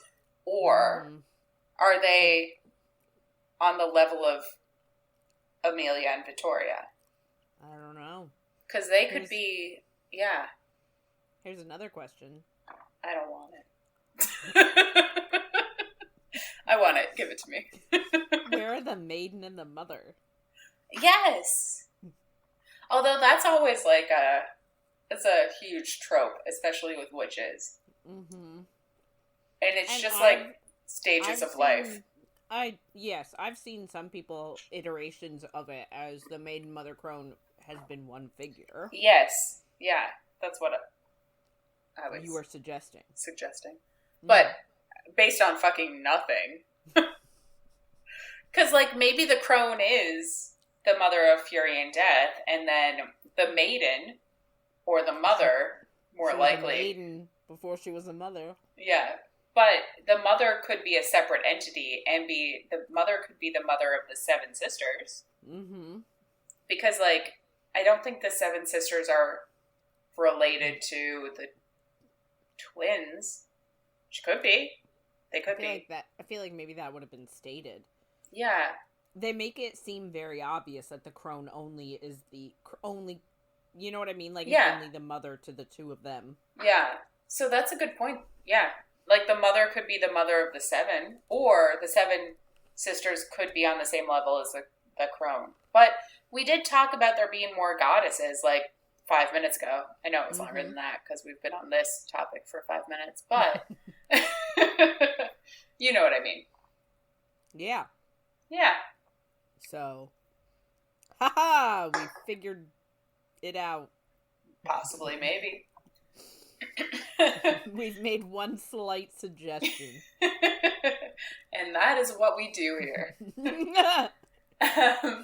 So, Emilia thinks back, because she has her memories now, to before the princes were ever here.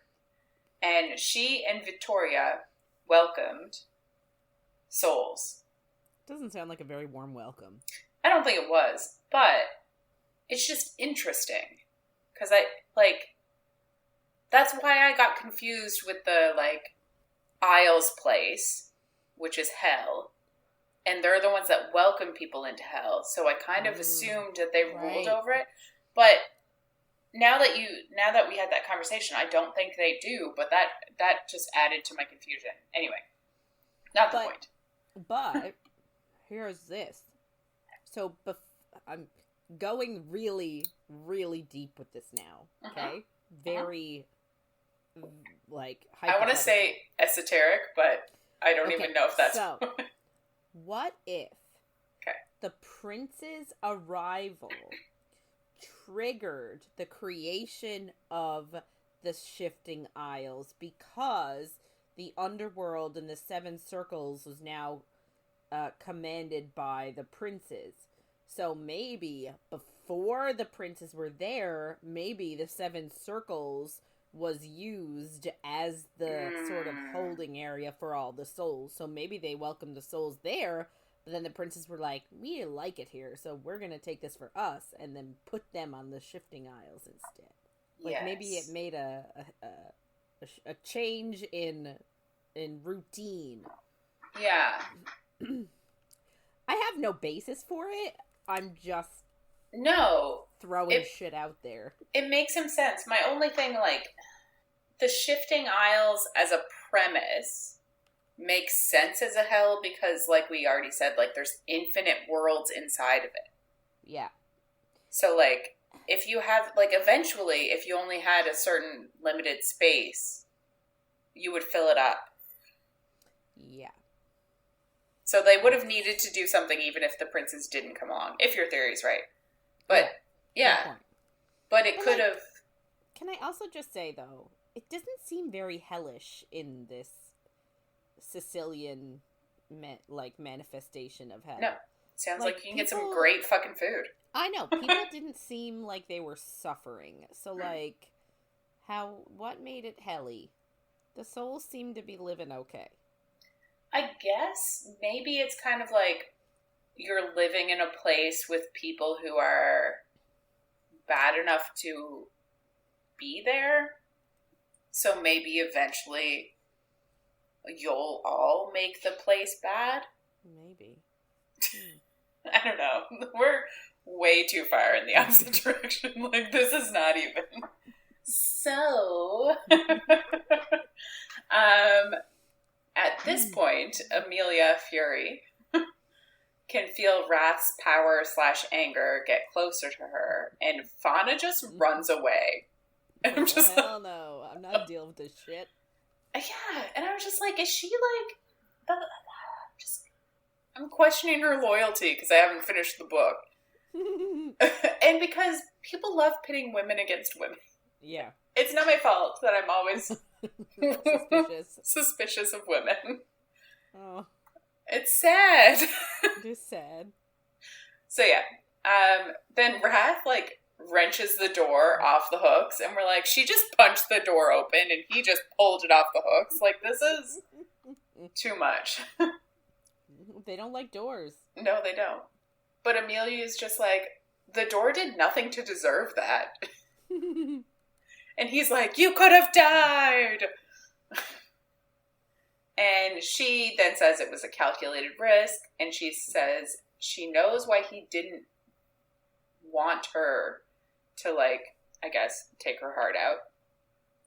But that she's able to control her fury, so his subjects have nothing to fear.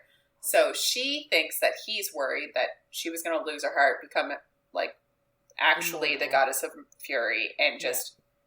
burn everything to the ground. Yeah, which, you know what? Fair. Valid. Yeah. But I don't think that's what he was worried about. I think he was actually just worried that she would die. Yeah, I do think that, like, maybe her concern holds a little merit. Because, like, she assumes a lot about him and then questions him on it, and he doesn't say no. Yeah. So, like, for example, back last week when... Was it last week? When she had the head at Pride's house? Oh, yeah. Was that week? That was last week, right? I think it was 2 weeks ago. I think it was at the end of 2 weeks ago. So week 1. Right. No. It had to be. No, but then... It had to be last week. Yeah. So, and then they were like, we were testing you to see how far you would go for Wrath.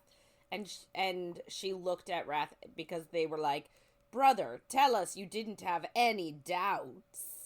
And he just didn't say anything, so she was like, oh, I guess he had doubts about me, like, and my intentions.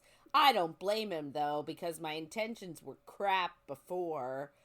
So, like, I feel like he does, like, sort of not think very highly of her. Yeah. And she's like, it's okay. I was a monster. Now I'm not. But so was he. So was he. Yes, but she's a woman. I know. That is why I'm mad. Women can't hold their tempers. Men can. They can control their infinite power more so than women. I cannot have this conversation. FYI, I'm being extremely sarcastic. If anybody doubts anything. Mm-hmm. Men so yeah, suck it. They can, but they won't. And then he says that he smells. No, he says the smell of smoke on her says differently. So we're finally getting the information on what the vengeance was. Yes, because I was like, what the fuck is he talking about when I read it first? And then I was like, oh wait, they're telling us something they didn't tell us before. And she says that they deserved a little vengeance. And she says that the witches are lucky she took only their restaurant and not their lives. And it kind of makes me a bit sad because I'm like, she loved the restaurant more than I think any of the witches did. So it's more a burning of, like... her past. Yeah, exactly. Yeah, it's exactly that. It's not like she's burning it. Yeah, a bit of vengeance. But it also is like, I think are her parents real? Yeah, well, yes. I think it was definitely symbolic, but also like they were sending a message like, I'm back, bitch. Yes. Right? Yeah. Like, Fury's back. And I'm not going to take it anymore. Well, that's it, right? Like, it's one of those things where, like, she was mortal, so she held on to all of these, like, her Nona raised her, like, she had all these warm, fuzzy feelings, even though she knew that they weren't reciprocated. Like, she still, you know, had that hold. She was holding on to her old life. Yeah. But now that she's immortal, it's like, those feelings are gone. Yeah. Like, she don't care no more. Yeah. Come at me, bro. You know what I mean? Yeah, I do.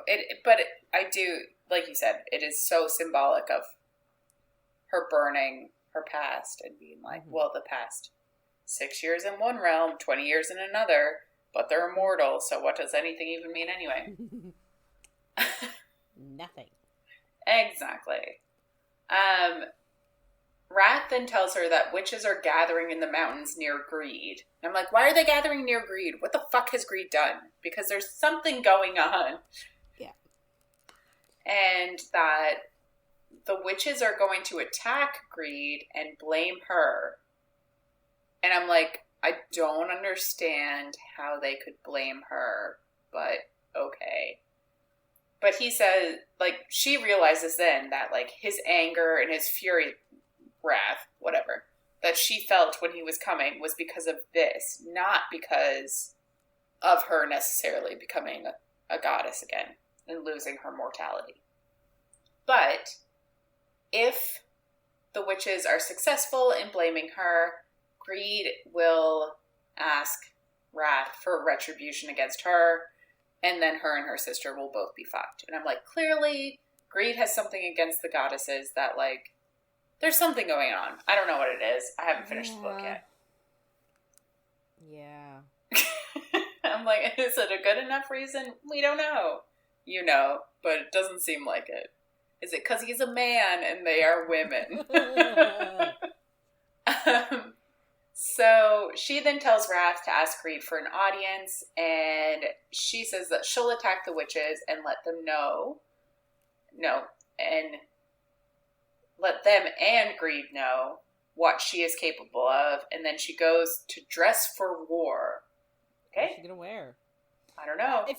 Can I be honest, if someone said go dress for war, I don't know what I'd wear. Would you not think of the scene from Gallivant where, what's her name? Gareth and the main girl. Magdalena. Magdalene? Yeah. That's probably right. But she goes to get dressed for war, and then she just, like, sits to get their picture drawn afterwards. Yeah. Like, yeah. It's a good show. Everyone should watch Gallivant. Yes, it's an amazing show. So, yeah. We have a bit of a time jump, and they're at Greed's, and they're, like, outside waiting for the war to happen. And they see a flash, and they don't know if it was an accident or if it's a decoy. And she wonders if her Nona is there, because the last time we saw her, she was in the Shadow World. But she thinks either way, she's defending the demons. So she's on the other side. And Greed and the Duke that she humiliated, not that Wrath humiliated, even though it was Wrath, didn't actually want her back, but they agreed when they offered help. So we're like, cool. Emilia feels fear because she's, I guess, getting used to the emotion. And then she realizes that it's not the people around her. It's the witches, and they've, like, actually already approached so close because they were using magic, and the, like, sign that they saw a little earlier was a decoy. But she yells out, wait, but a guard leans over, and then his eyes just, like, burst, and he falls off the side. And Emilia yells to stand back, but Greed's like, no, they're just pathetic mortals. And it's another moment of me being like, there's clearly something between Greed and witches that I'm missing, because I don't understand. I don't know. You should care more. But basically, Emilia starts, like, raining down fire, and the witch's spell breaks, and, like, everyone can see them, I guess, and then they battle, and Emilia knows she could end it, but she wants to prove to Wrath that she can control herself. And I'm like, he's never asked you to. You're putting these... It's true. Yeah. I think she's thinking of, like, their past and how she was before. And again, I think she is projecting quite a lot. Mm-hmm. But to be fair, so Antonio is the first person that she ever thought that she loved, and he immediately turned on her because she was a witch, which is like 25 steps below a goddess. So, like, I can see why she's probably worried about it, I guess. Mm. But yeah.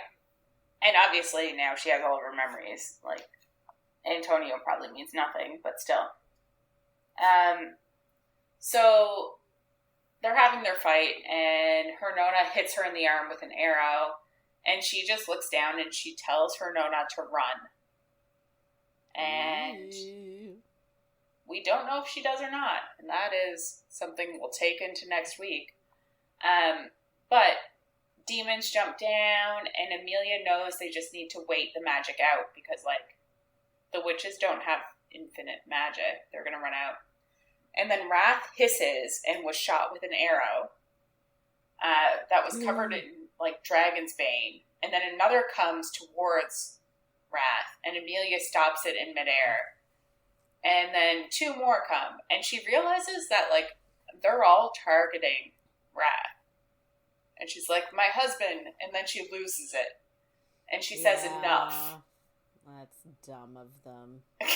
Really, though, it's so dumb. It's like, goddess of fury. How can we make her really mad? Well, like, is that what they're trying to do? Because it seems like that's what they're trying to do. But, yeah, so she just says enough, and the witches, like, stop, and they hold hands and chant, and Emilia digs into her source, and it's, like, the first time she's ever been able to, or even tried, as, like, fully herself. And she's like, it's never ending, and it's infinite. And the witches' anger and fear fuel her, and she thinks this battle will serve as a warning to all witches. They hurt Wrath, so she's going to use her power until each witch, which is like 24 of them, and we're not sure if Nona's there again, are ashes. So she, like, just kills them all. So Wrath takes her hand and brings her back, and the demons are all, like, completely afraid of her. And Greed's just like, thanks to House Wrath for its assistance. And she's like, are you fucking kidding me? Like, she's House Vengeance, but he's just like, thanks to House Wrath, and she's like, no. It's like, I want to murder you. Yeah, she probably should have. But she thinks, like, no other demon died than that one when she said stop had leaned over. That's the only demon that died, and all of the witches died. Potentially not Nona, but we don't know yet. If Nona listened and ran, then... Yeah. Which I'm assuming she did. Yeah. But I also haven't finished the book, so... Emilia asks Greed then, like, why everyone's always attacking them? What has he done? And he says, maybe they're after his riches. And I'm like, oh yeah, I guess that's kind of a thing, because, like, Greed collects riches. Like, I guess. It's more of a reason than I thought of before. I know it's not right, but I was also like, oh yeah, he does have jewels and money and shit. And then he's just like, we're gonna throw a ball for Wrath. House Wrath. Like, that's cool. nice. Yeah. They're not giving credit to the woman. Of course. It's fine. Everything is fine. And then Greed and all of his demons leave. And Emilia tells Wrath he has nothing to fear from her. And he says he knows. But does she? And that's the moment of like, yeah. It feels like she needed to convince herself, I guess, is what we're kind of getting at, which is fair. So Emilia and Wrath go to their room, probably, I guess, the same one where they had sex last time. And they get ready, and it's quiet. But Emilia thinks that was the plan. If she, like, apparently they talked about it beforehand, like, if either of them were in danger, she vowed to do anything to keep them together. But she's not sure how Wrath feels about it. And if he would have rathered, like, fight them hand to hand or whatever. Even though he did just say it was fine. But, okay. So they go to the ball and they're drinking, and people are immediately afraid of Emilia, but not Wrath for some reason.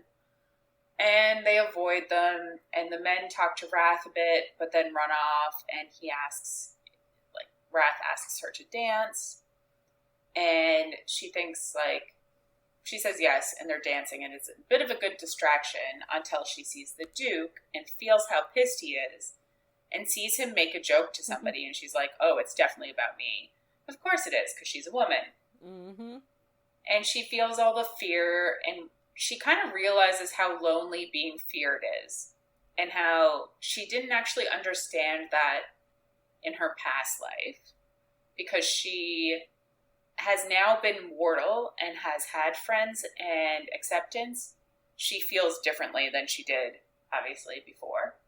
And she also thinks Wrath is revered for his power, and she's feared, but she wonders if it's because House Vengeance, which, like, this part is kind of a bit against the, like, I don't know. She thinks it's because House Vengeance could come for anyone, whereas all of the other sins are a bit more specific. Like, anybody can feel vengeance because of circumstances in their lives, but generally, if you are in any of the other houses of sin, it's because you are a certain way. Like, you're either prideful or you're... Yes. Whatever. Yeah, you align wrathful with that sin. Yeah. Whereas vengeance is generally because something happened in your life that made you that way. And that could happen to anybody. Yeah, that's a good point, actually. But I preferred when we were demonizing men and saying that the reason that they were doing this is because she was a woman. But fine. So then she hears somebody say that she tricked Wrath into marriage, and, like, obviously he hears it too, and he says that she didn't, and she was magnificent today, and her magic brought peace, and was a strategic move, and he trusts her. And she says it was selfish for him, and, like, now Greed's not going to ask for retribution. I don't really understand how he could have, like, I don't know, maybe they could have said that the witches were doing it on her behalf. I didn't really understand how this was actually an issue, because obviously Wrath knew that Emilia didn't ask the witches to attack, so, like, he wouldn't have agreed to it. I don't understand how anyone can think that they're on the same team with the witches after the witches are the one that sacrificed babies and made them mortal and kept her away from... Like, I don't understand how anybody could have those thoughts. I know. I'm confused. But I feel like there's more to Greed's story, and we're probably going to get it next week. So, Emilia is struggling with her mortal feelings and her immortal memories, which completely makes sense. And she's trying to, like, figure everything out and fit it all together, but it's hard to, like, mix the two. But she was lonely and feared, and she's, like, thinking she wants to actually stop the endless cycle of fighting. And Wrath asks her for a kiss for her thoughts, and they kiss, and she explains that, like, she she's struggling with her feelings and stuff. And then she says she wants peace. And he says it might not be possible, but she says she wants to try. And she tells him that she wants to go to the Well of Memories. And he's just like, okay, cool, hold on. And they just end up there. They just leave their ball in their honor. It's fine. Yeah. I mean, to be fair, this seems like the type of society, quote unquote, where they literally have a ball like every day. And like, 100%. After all eternity, like, what are they doing differently with the balls to make them still fun? Like, can you imagine, like, I would love to go to a ball. I feel like I'm talking a lot. One. I would love to go to a ball. One ball. Yeah. And, like, I'm sure it would be amazing. Yeah. But, like, I feel like after doing it, like, even once a week for, like, years and years and years and years and years and years and years, I feel like I would get a bit dull. Yeah, 100%. I would imagine so. How many times can I go and stuff my face and drink myself silly and dance? Maybe a lot. Thinking of our years in university. Okay, fair point, actually. That's fair.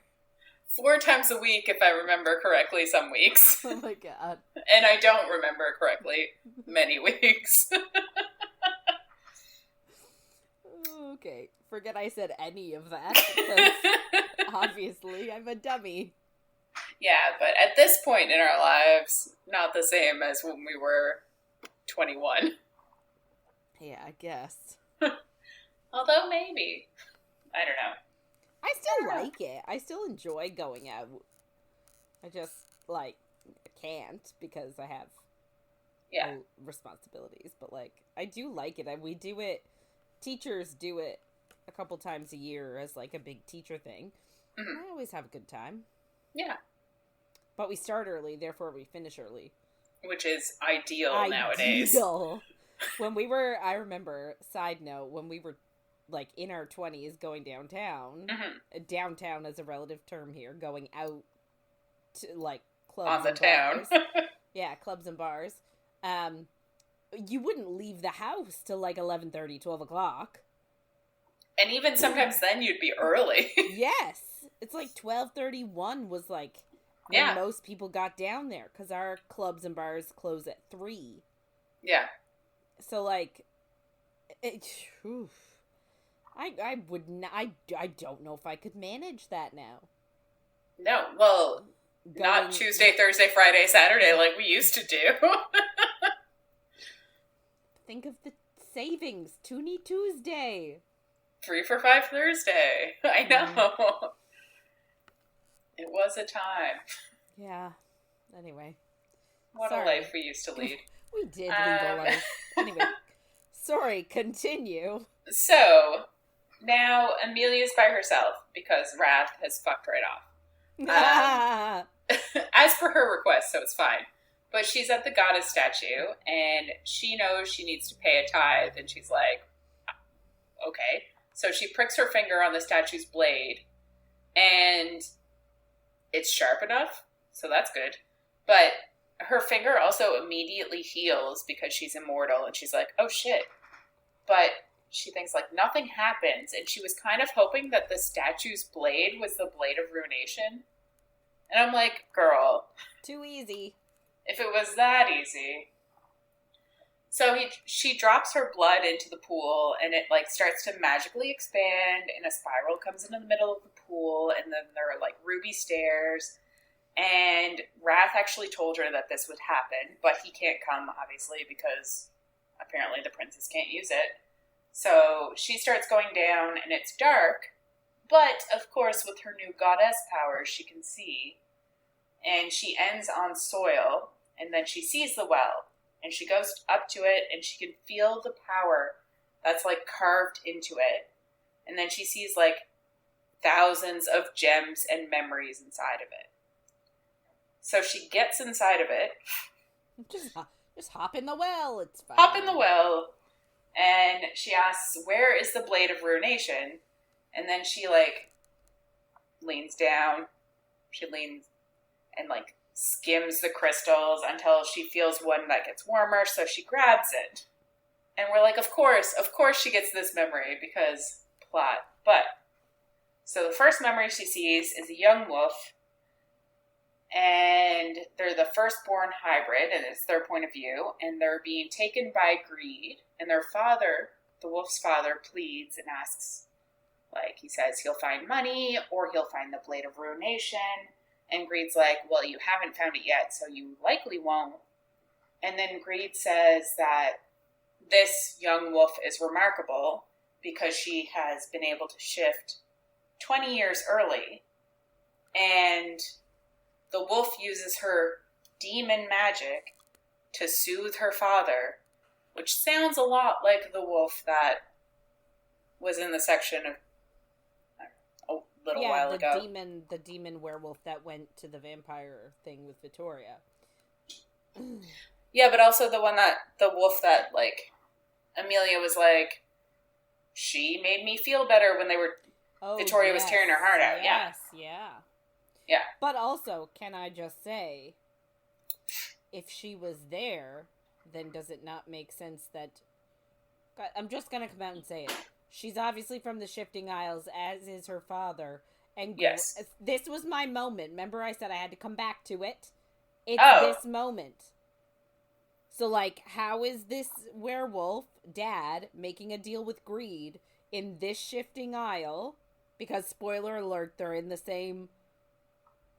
Shifting Isle, like this is the same dimension. So presumably this was either predated Vitorria and Emilia altogether, or was just around the same time as them. So how is Greed at that specific dimension when we just were told that there are endless dimensions, that it would be impossible for them to find them? Yeah. Yet he's there. He's got his little den of his betting, gambling den. He's got because the father is, like, in debt. That's why. Yeah. So I guess that's sort of my how. Mm-hmm. How now, brown cow? But we also got from Wrath that he's been looking for Vesta for a while. But she was... Yeah. I feel like they're going to come... It's going to be a whole time difference thing. Like, time goes faster in the Isles. And I just don't know. But, yeah, Wrath said that he was looking for Vesta for a while. Like, he was searching for her. Was he actually looking for Vesta, or was he just looking for that type of... Yeah. Was he just looking for a demon with either that type of Vesta's type of magic or Vesta's specific skill set? Like, maybe it wasn't Vesta specifically. Maybe it was he was looking for that type for a while. Yeah. No, that's a good point. The same way that the triumvirate or the triari were looking for someone with Edward's abilities for a while in Twilight. The parallels. Have you read Twilight recently? Astounding. I have not. Okay. I feel like you remember a lot. And, like, it's fine. I read Midnight Sun as soon as it came out. No, I haven't. But I don't even remember what they're called. Are they called the Triari, or is that something different? Volturi. Who's the Triari? Is that like a Dan Brown thing? Crescent City. Oh. I should know that. Sorry. Yes. I feel like we're going off on so many tangents. Oh, we really are, and I don't know why. But it happens. So yeah. Emilia, like, comes out of the memory, and she wants to help her, and she hates Greed, and she's like, what can I do? I don't know who this person is. And then we're all there sitting like, fuck's sake, obviously it's Vesta. What the fuck? And then she's like... I will say that memory was very sad. Like, Greed just so sad. puppy And the little, like, wolf pup is like, Daddy, don't make her take me. And is Yeah. like, my only savior now is my mother who doesn't like me. But she won't come down the stairs. Mommy, I don't want to go. And it's really sad. It is so sad, yeah. But yeah, she does realize that it's Vesta. We're like, okay, good. It's like, thank God. Yeah. So yeah, we get the next memory now, because she's like, same question. She's very on task. She's not going to get distracted. Yes, which is, you know, the goal, to not get distracted. The opposite of us. It is the opposite of us. So we basically get the memory from, I think it was the beginning of book 2, where it was Cersei and, like, Wrath? It was Wrath. We weren't sure it was Wrath at the beginning of book 2, but obviously now we know it's Wrath. So yeah. But it's Cersei's point of view, and I think in book 2 it might have been Wrath's point of view, or it was just like a third person point of view, whatever. Mm-hmm. But she's trying to get Wrath to banish her daughter, and she thinks like she's willing to leave the realm to make it happen. And she debated bringing the blade with her, but she needs Wrath alive. And we're like, this is where the blade comes in. So her plan is to infuriate him. So she acts like she's seducing him. Because, like, it's the exact same scene that happened, like, if you'll remember it. But, so she thinks, like, she actually tried to seduce all of the princes except for Pride, because that's, like, who's married to her daughter. So it'd be really fucking weird if she did that. Although it would probably... son-in-law.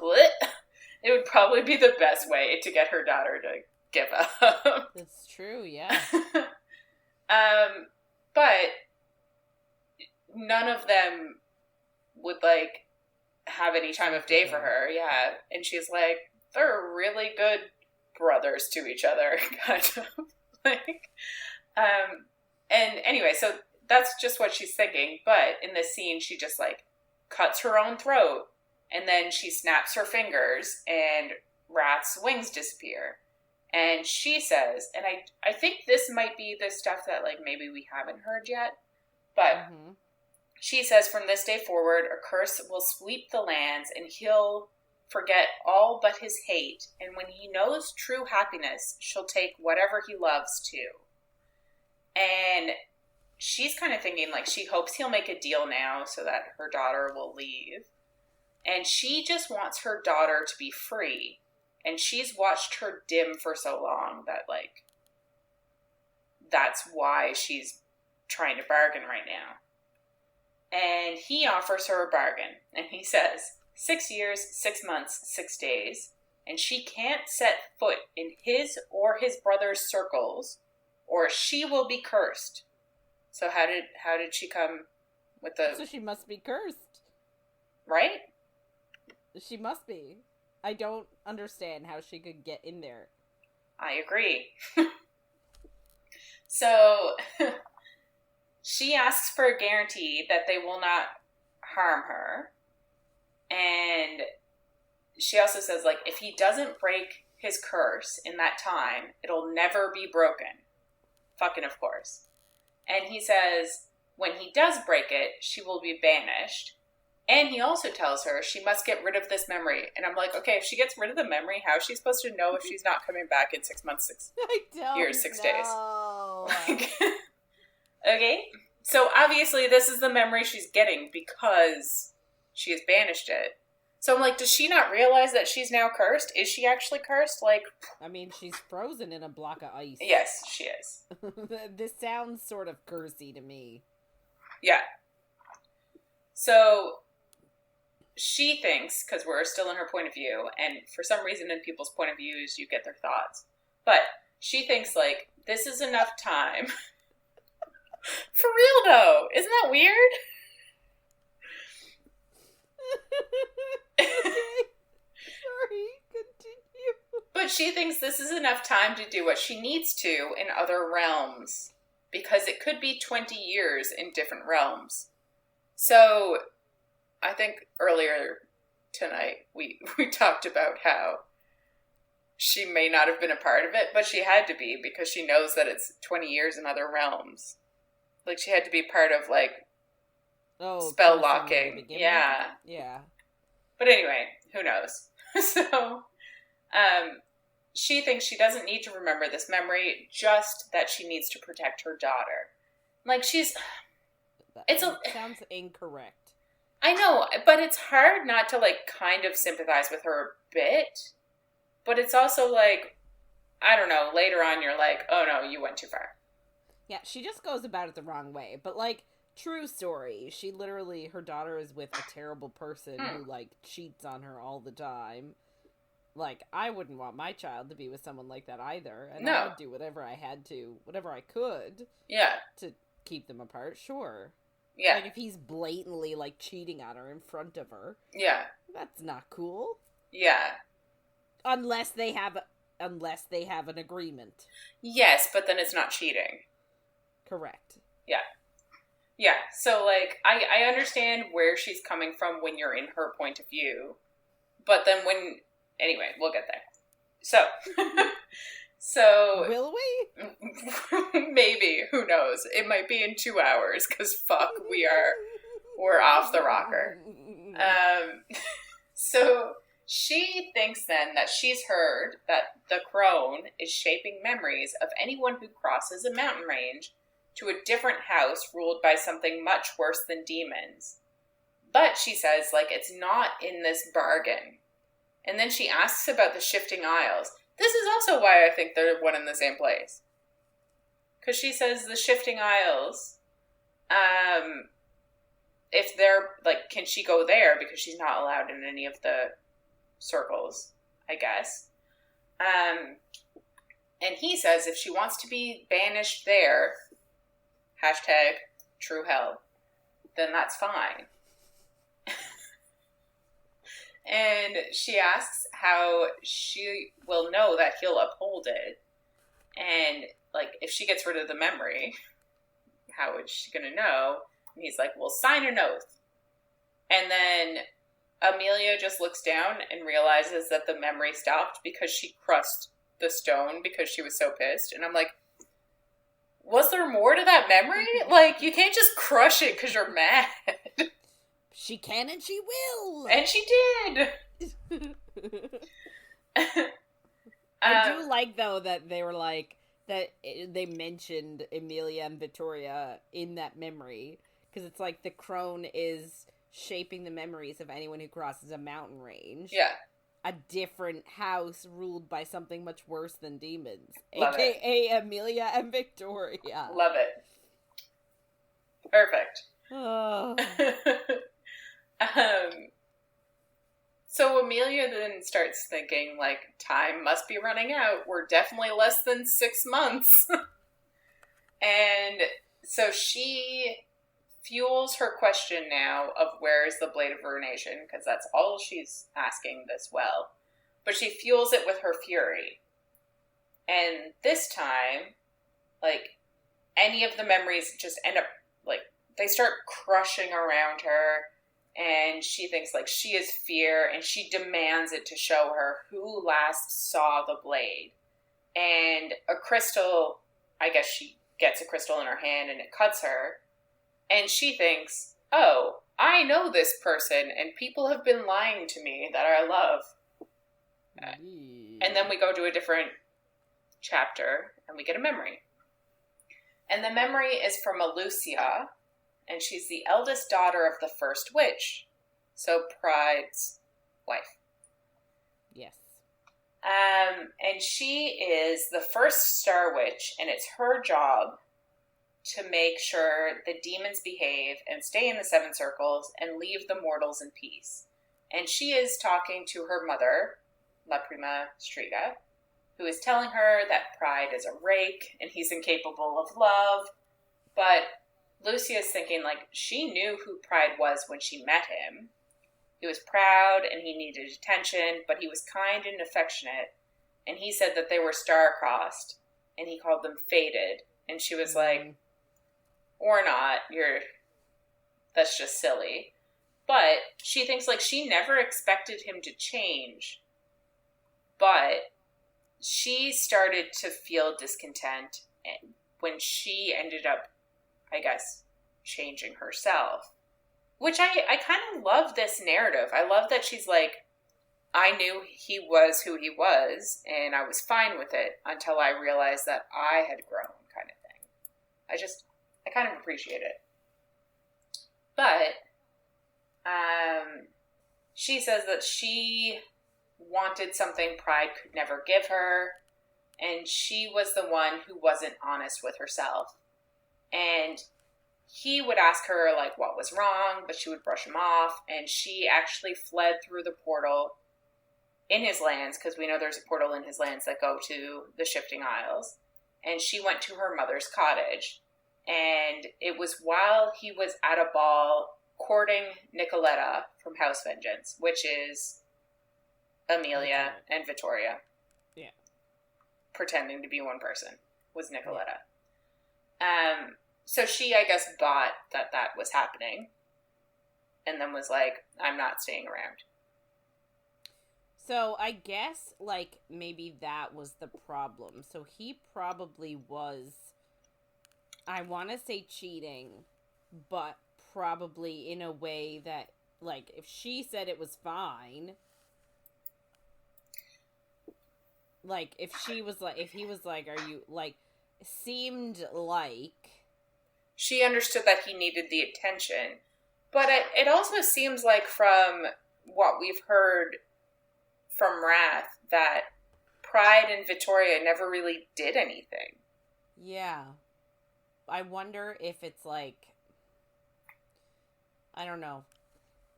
It just seems like he was having physical relationships with other people, but they never discussed that it was not okay.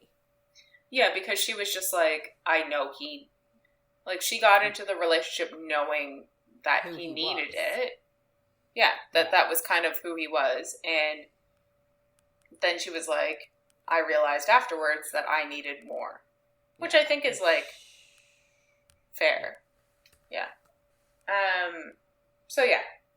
She now says to her mother, because, like, her mother's, like, going on and on about how Pride is a terrible person, and she's like, I'm the one that left. Like, nobody actually banished her. She left of her own volition. Which is funny, because, like, La Prima Striga, like, put the curse on Wrath to make this happen, but then she decided to leave on her own. It's like, this whole curse could have just been avoided, but okay. Mm-hmm. So she says that she wants to forget everything and go to Sicily until she's ready. And her mother is like, okay, perfect. And she, like, gives her a bag that has, like, a spell to forget from the crone and a gem and the Blade of Ruination. And Lucia thinks she knows the secret of the blade and how it can be activated, or how it can be destroyed if that is done wrong. Interesting. So her mother tells her that she's giving her the blade because Pride will always look for her. And she's like, did you leave him a note to tell him that you were leaving of your own free will? And she's like, no, I couldn't. It's like, that's... Yeah, so she literally just up and left with not so much as a, okay, bye. Yeah, and he was like, hey, I know something's wrong. Please tell me. And she was like, no, peace, bye.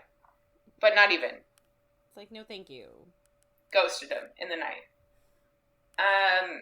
Her mother clearly doesn't think she should forget, but goes along with it, and Lucia, like, can't live with the heartache, so she tells her mother to never let her fall for another prince, and she swears when she's done, no witch will ever fall for a prince, and princes won't want witches.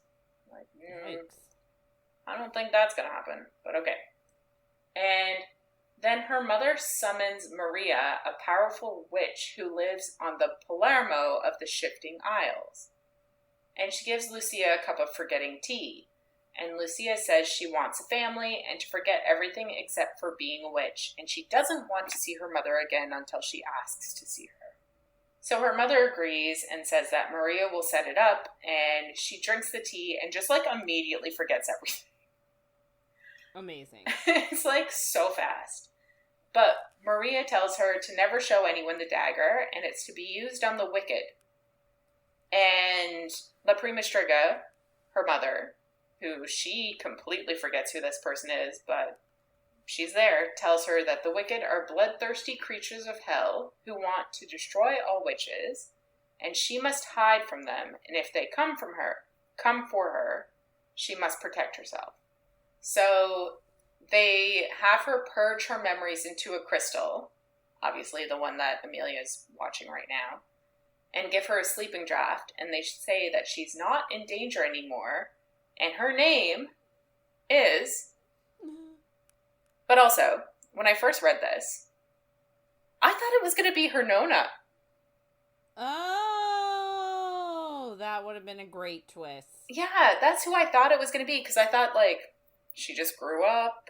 But anyway, it's Claudia, which I also love, because it'll be fun to see her again next week, I hope.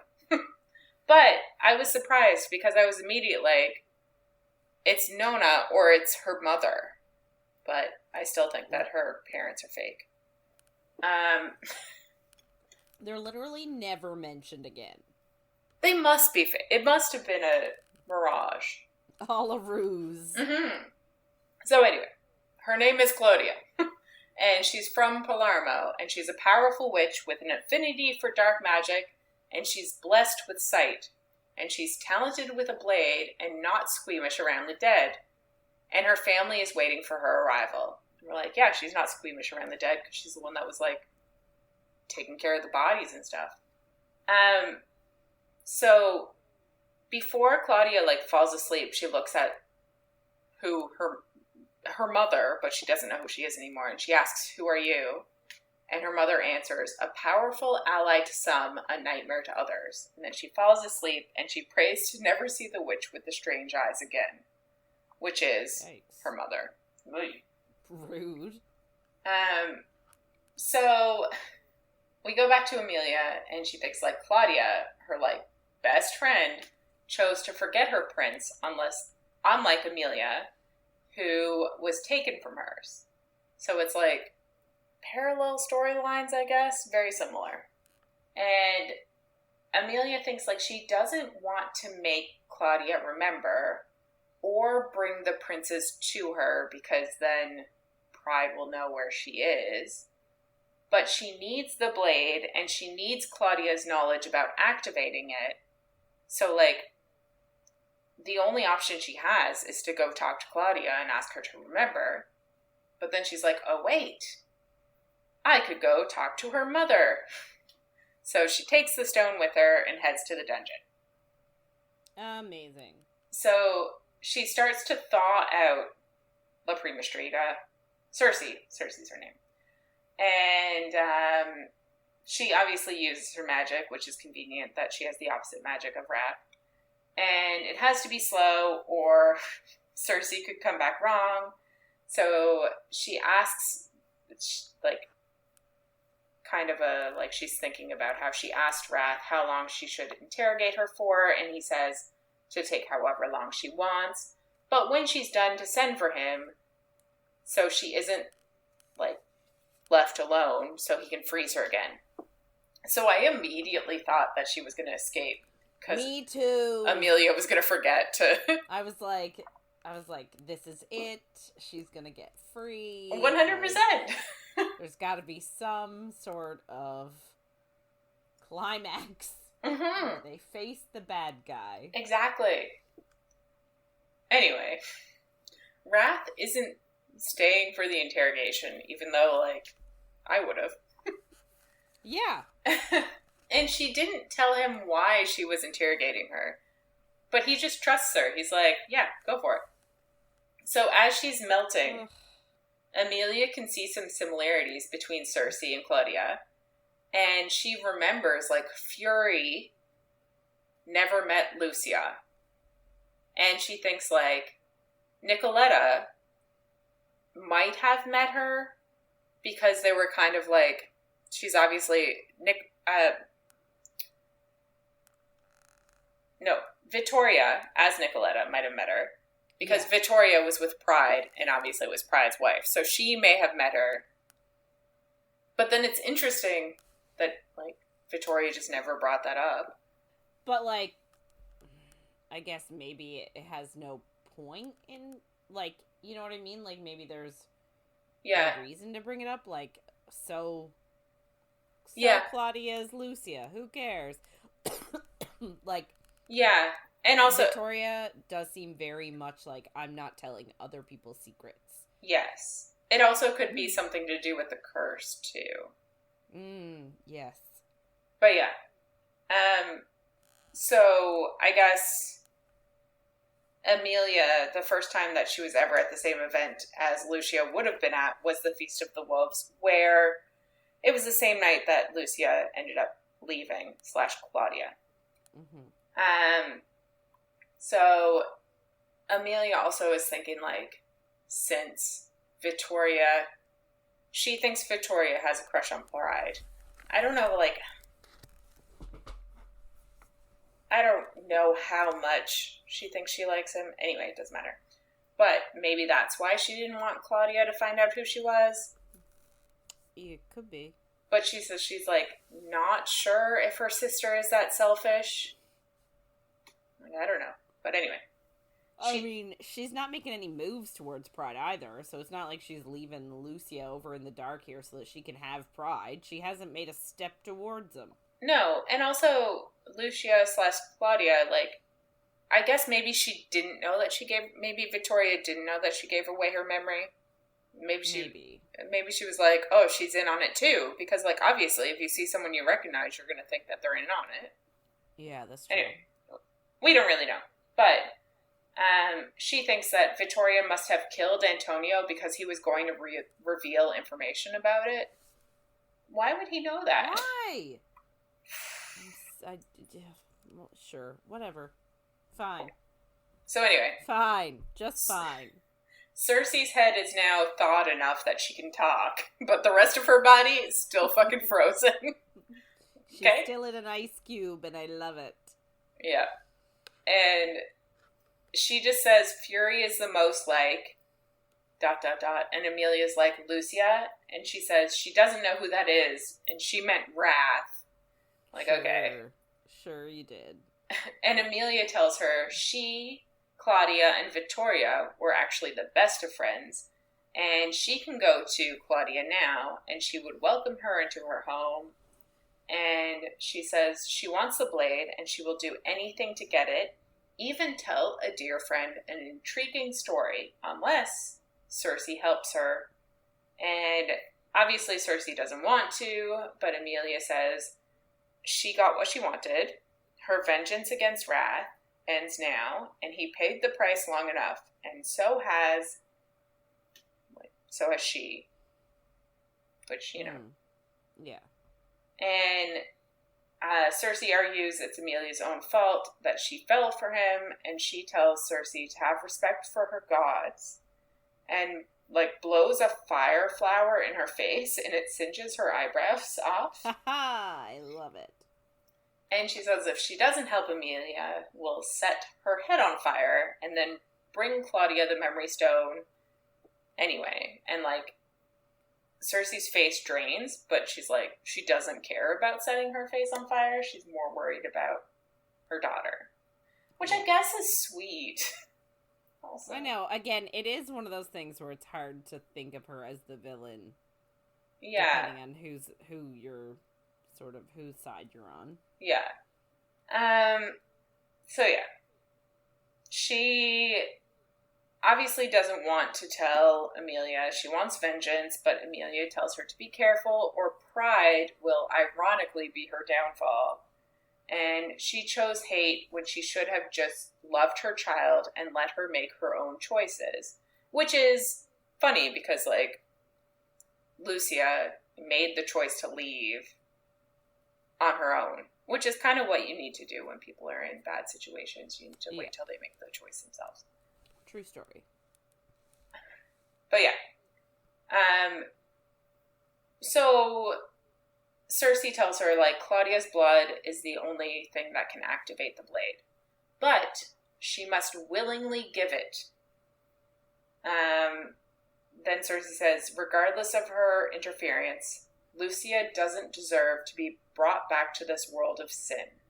And we kind of jump again, and Wrath walks Emilia back and says they should share a room. And it's very much like, it's a very cute moment, but it did remind me a lot of Ektar. I don't know what happened first, but, like, I guess it's a common trope, too, but it's like, yours or mine, I don't care which room, but to show, like, the difference between, like, in Ektar, it was the difference between Feyre and Tamlin, because they shared separate rooms, kind of thing.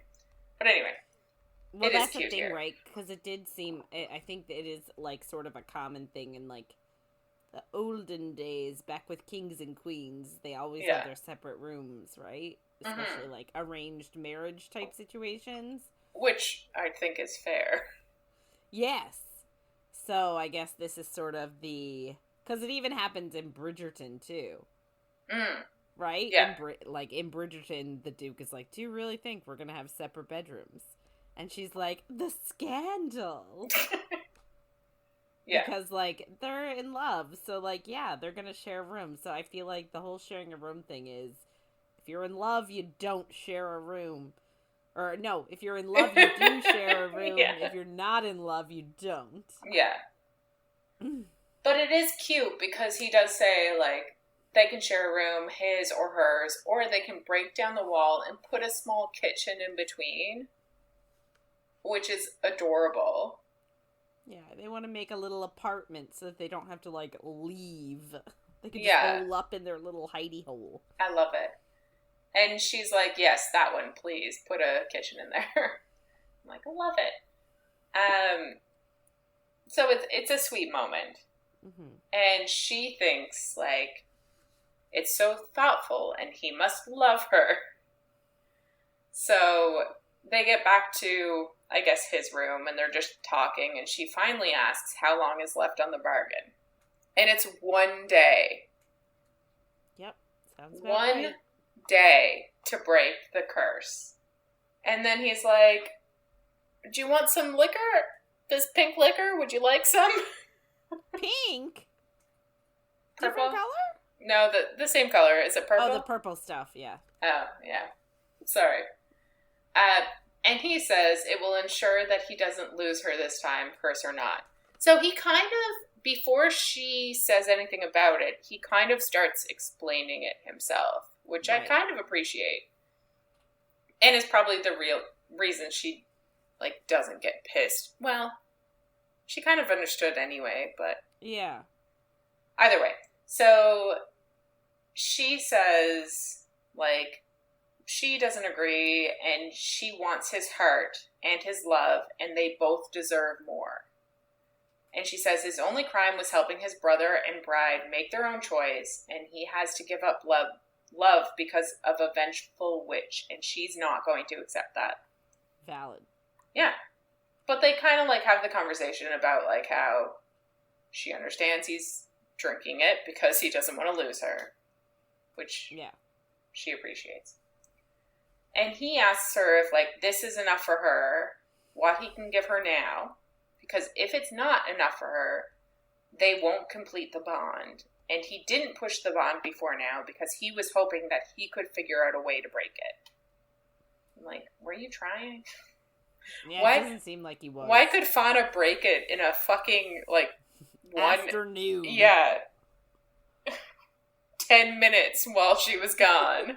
Fauna was like, the blade! Way to go, Fauna. Right? But, like, what if the crone... Because she was in the crone's house researching. Yeah. The crone knew all along. What if the crone came back and was like, by the way... Amazing. Amazing. I hope so. Because, like, the crone definitely knows everything. Oh, 100%. And just is like, I'll let you guys figure it out. You don't need me. I love it. So Emilia thinks she wants it all, so she climbs into his lap and tells him that she found a way to break the curse. And he's like, you don't sound happy about that. And she says that she needs to hurt someone she cares about who doesn't deserve it. But, like, how? I guess she's, like... Like, I don't understand how. Like, she doesn't have, like, yeah, the blade is with Claudia slash Lucia. Yeah.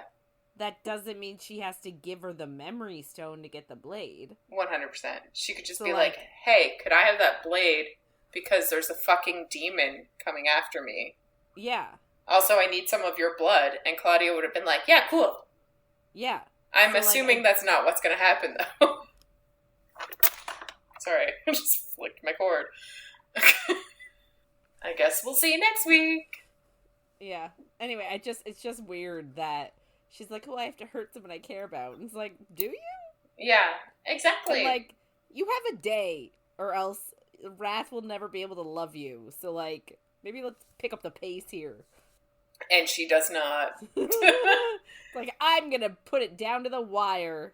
100%. So they kiss, and he, like, pushes them onto the floor. There's a bed right there. I know. But she's on top of him, and he says the world may end, but he has many fantasies to live out. And she says she's happy to oblige. So then he ends up, like, fingering her and then pulling her onto his face, and she rides his face. And she has to, like, rip the bottom of her skirt off so that she can see his face while she's riding him.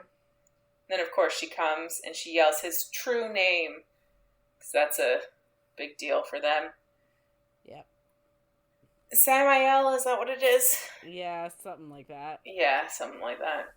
Although you say Samael, and I'm like, Sam I am? Yeah. Do you like green eggs and ham? I do like green eggs and ham.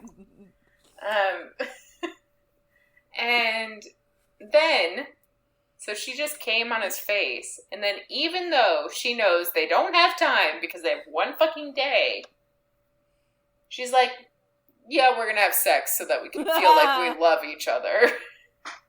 I'm like, he just drank some of the purple liquid and has no love for you right now.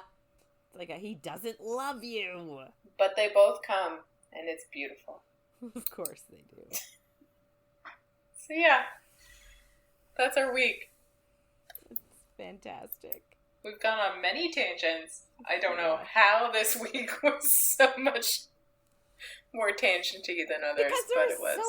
We're getting so many answers that we have questions to. Yes, that is true. That's a good point. So, I get it. Yeah. But yeah, that is it for this week. If you want to get But next week, many things are going to happen. I don't know what they are. I don't know if they are. Well, an ending of the book is going to happen. Either the curse is going to break or not. A day is going to pass. Yeah, that's about right. So, if you want to get in touch with us and share your thoughts on anything you heard in our episodes, or if you have any book suggestions, please reach out to us by email at coffeeandcoread@gmail.com or on Instagram or Facebook at coffeeandcoread and coffee.coread on TikTok. So, next week, we're going to be finishing the book. Yay! Woo-hoo! Chapters 24 to 31, so make sure to follow along. And if you're enjoying our chats, don't forget to follow, rate, and review wherever you get our content. Thanks for listening, everyone, and we'll see you on the next page.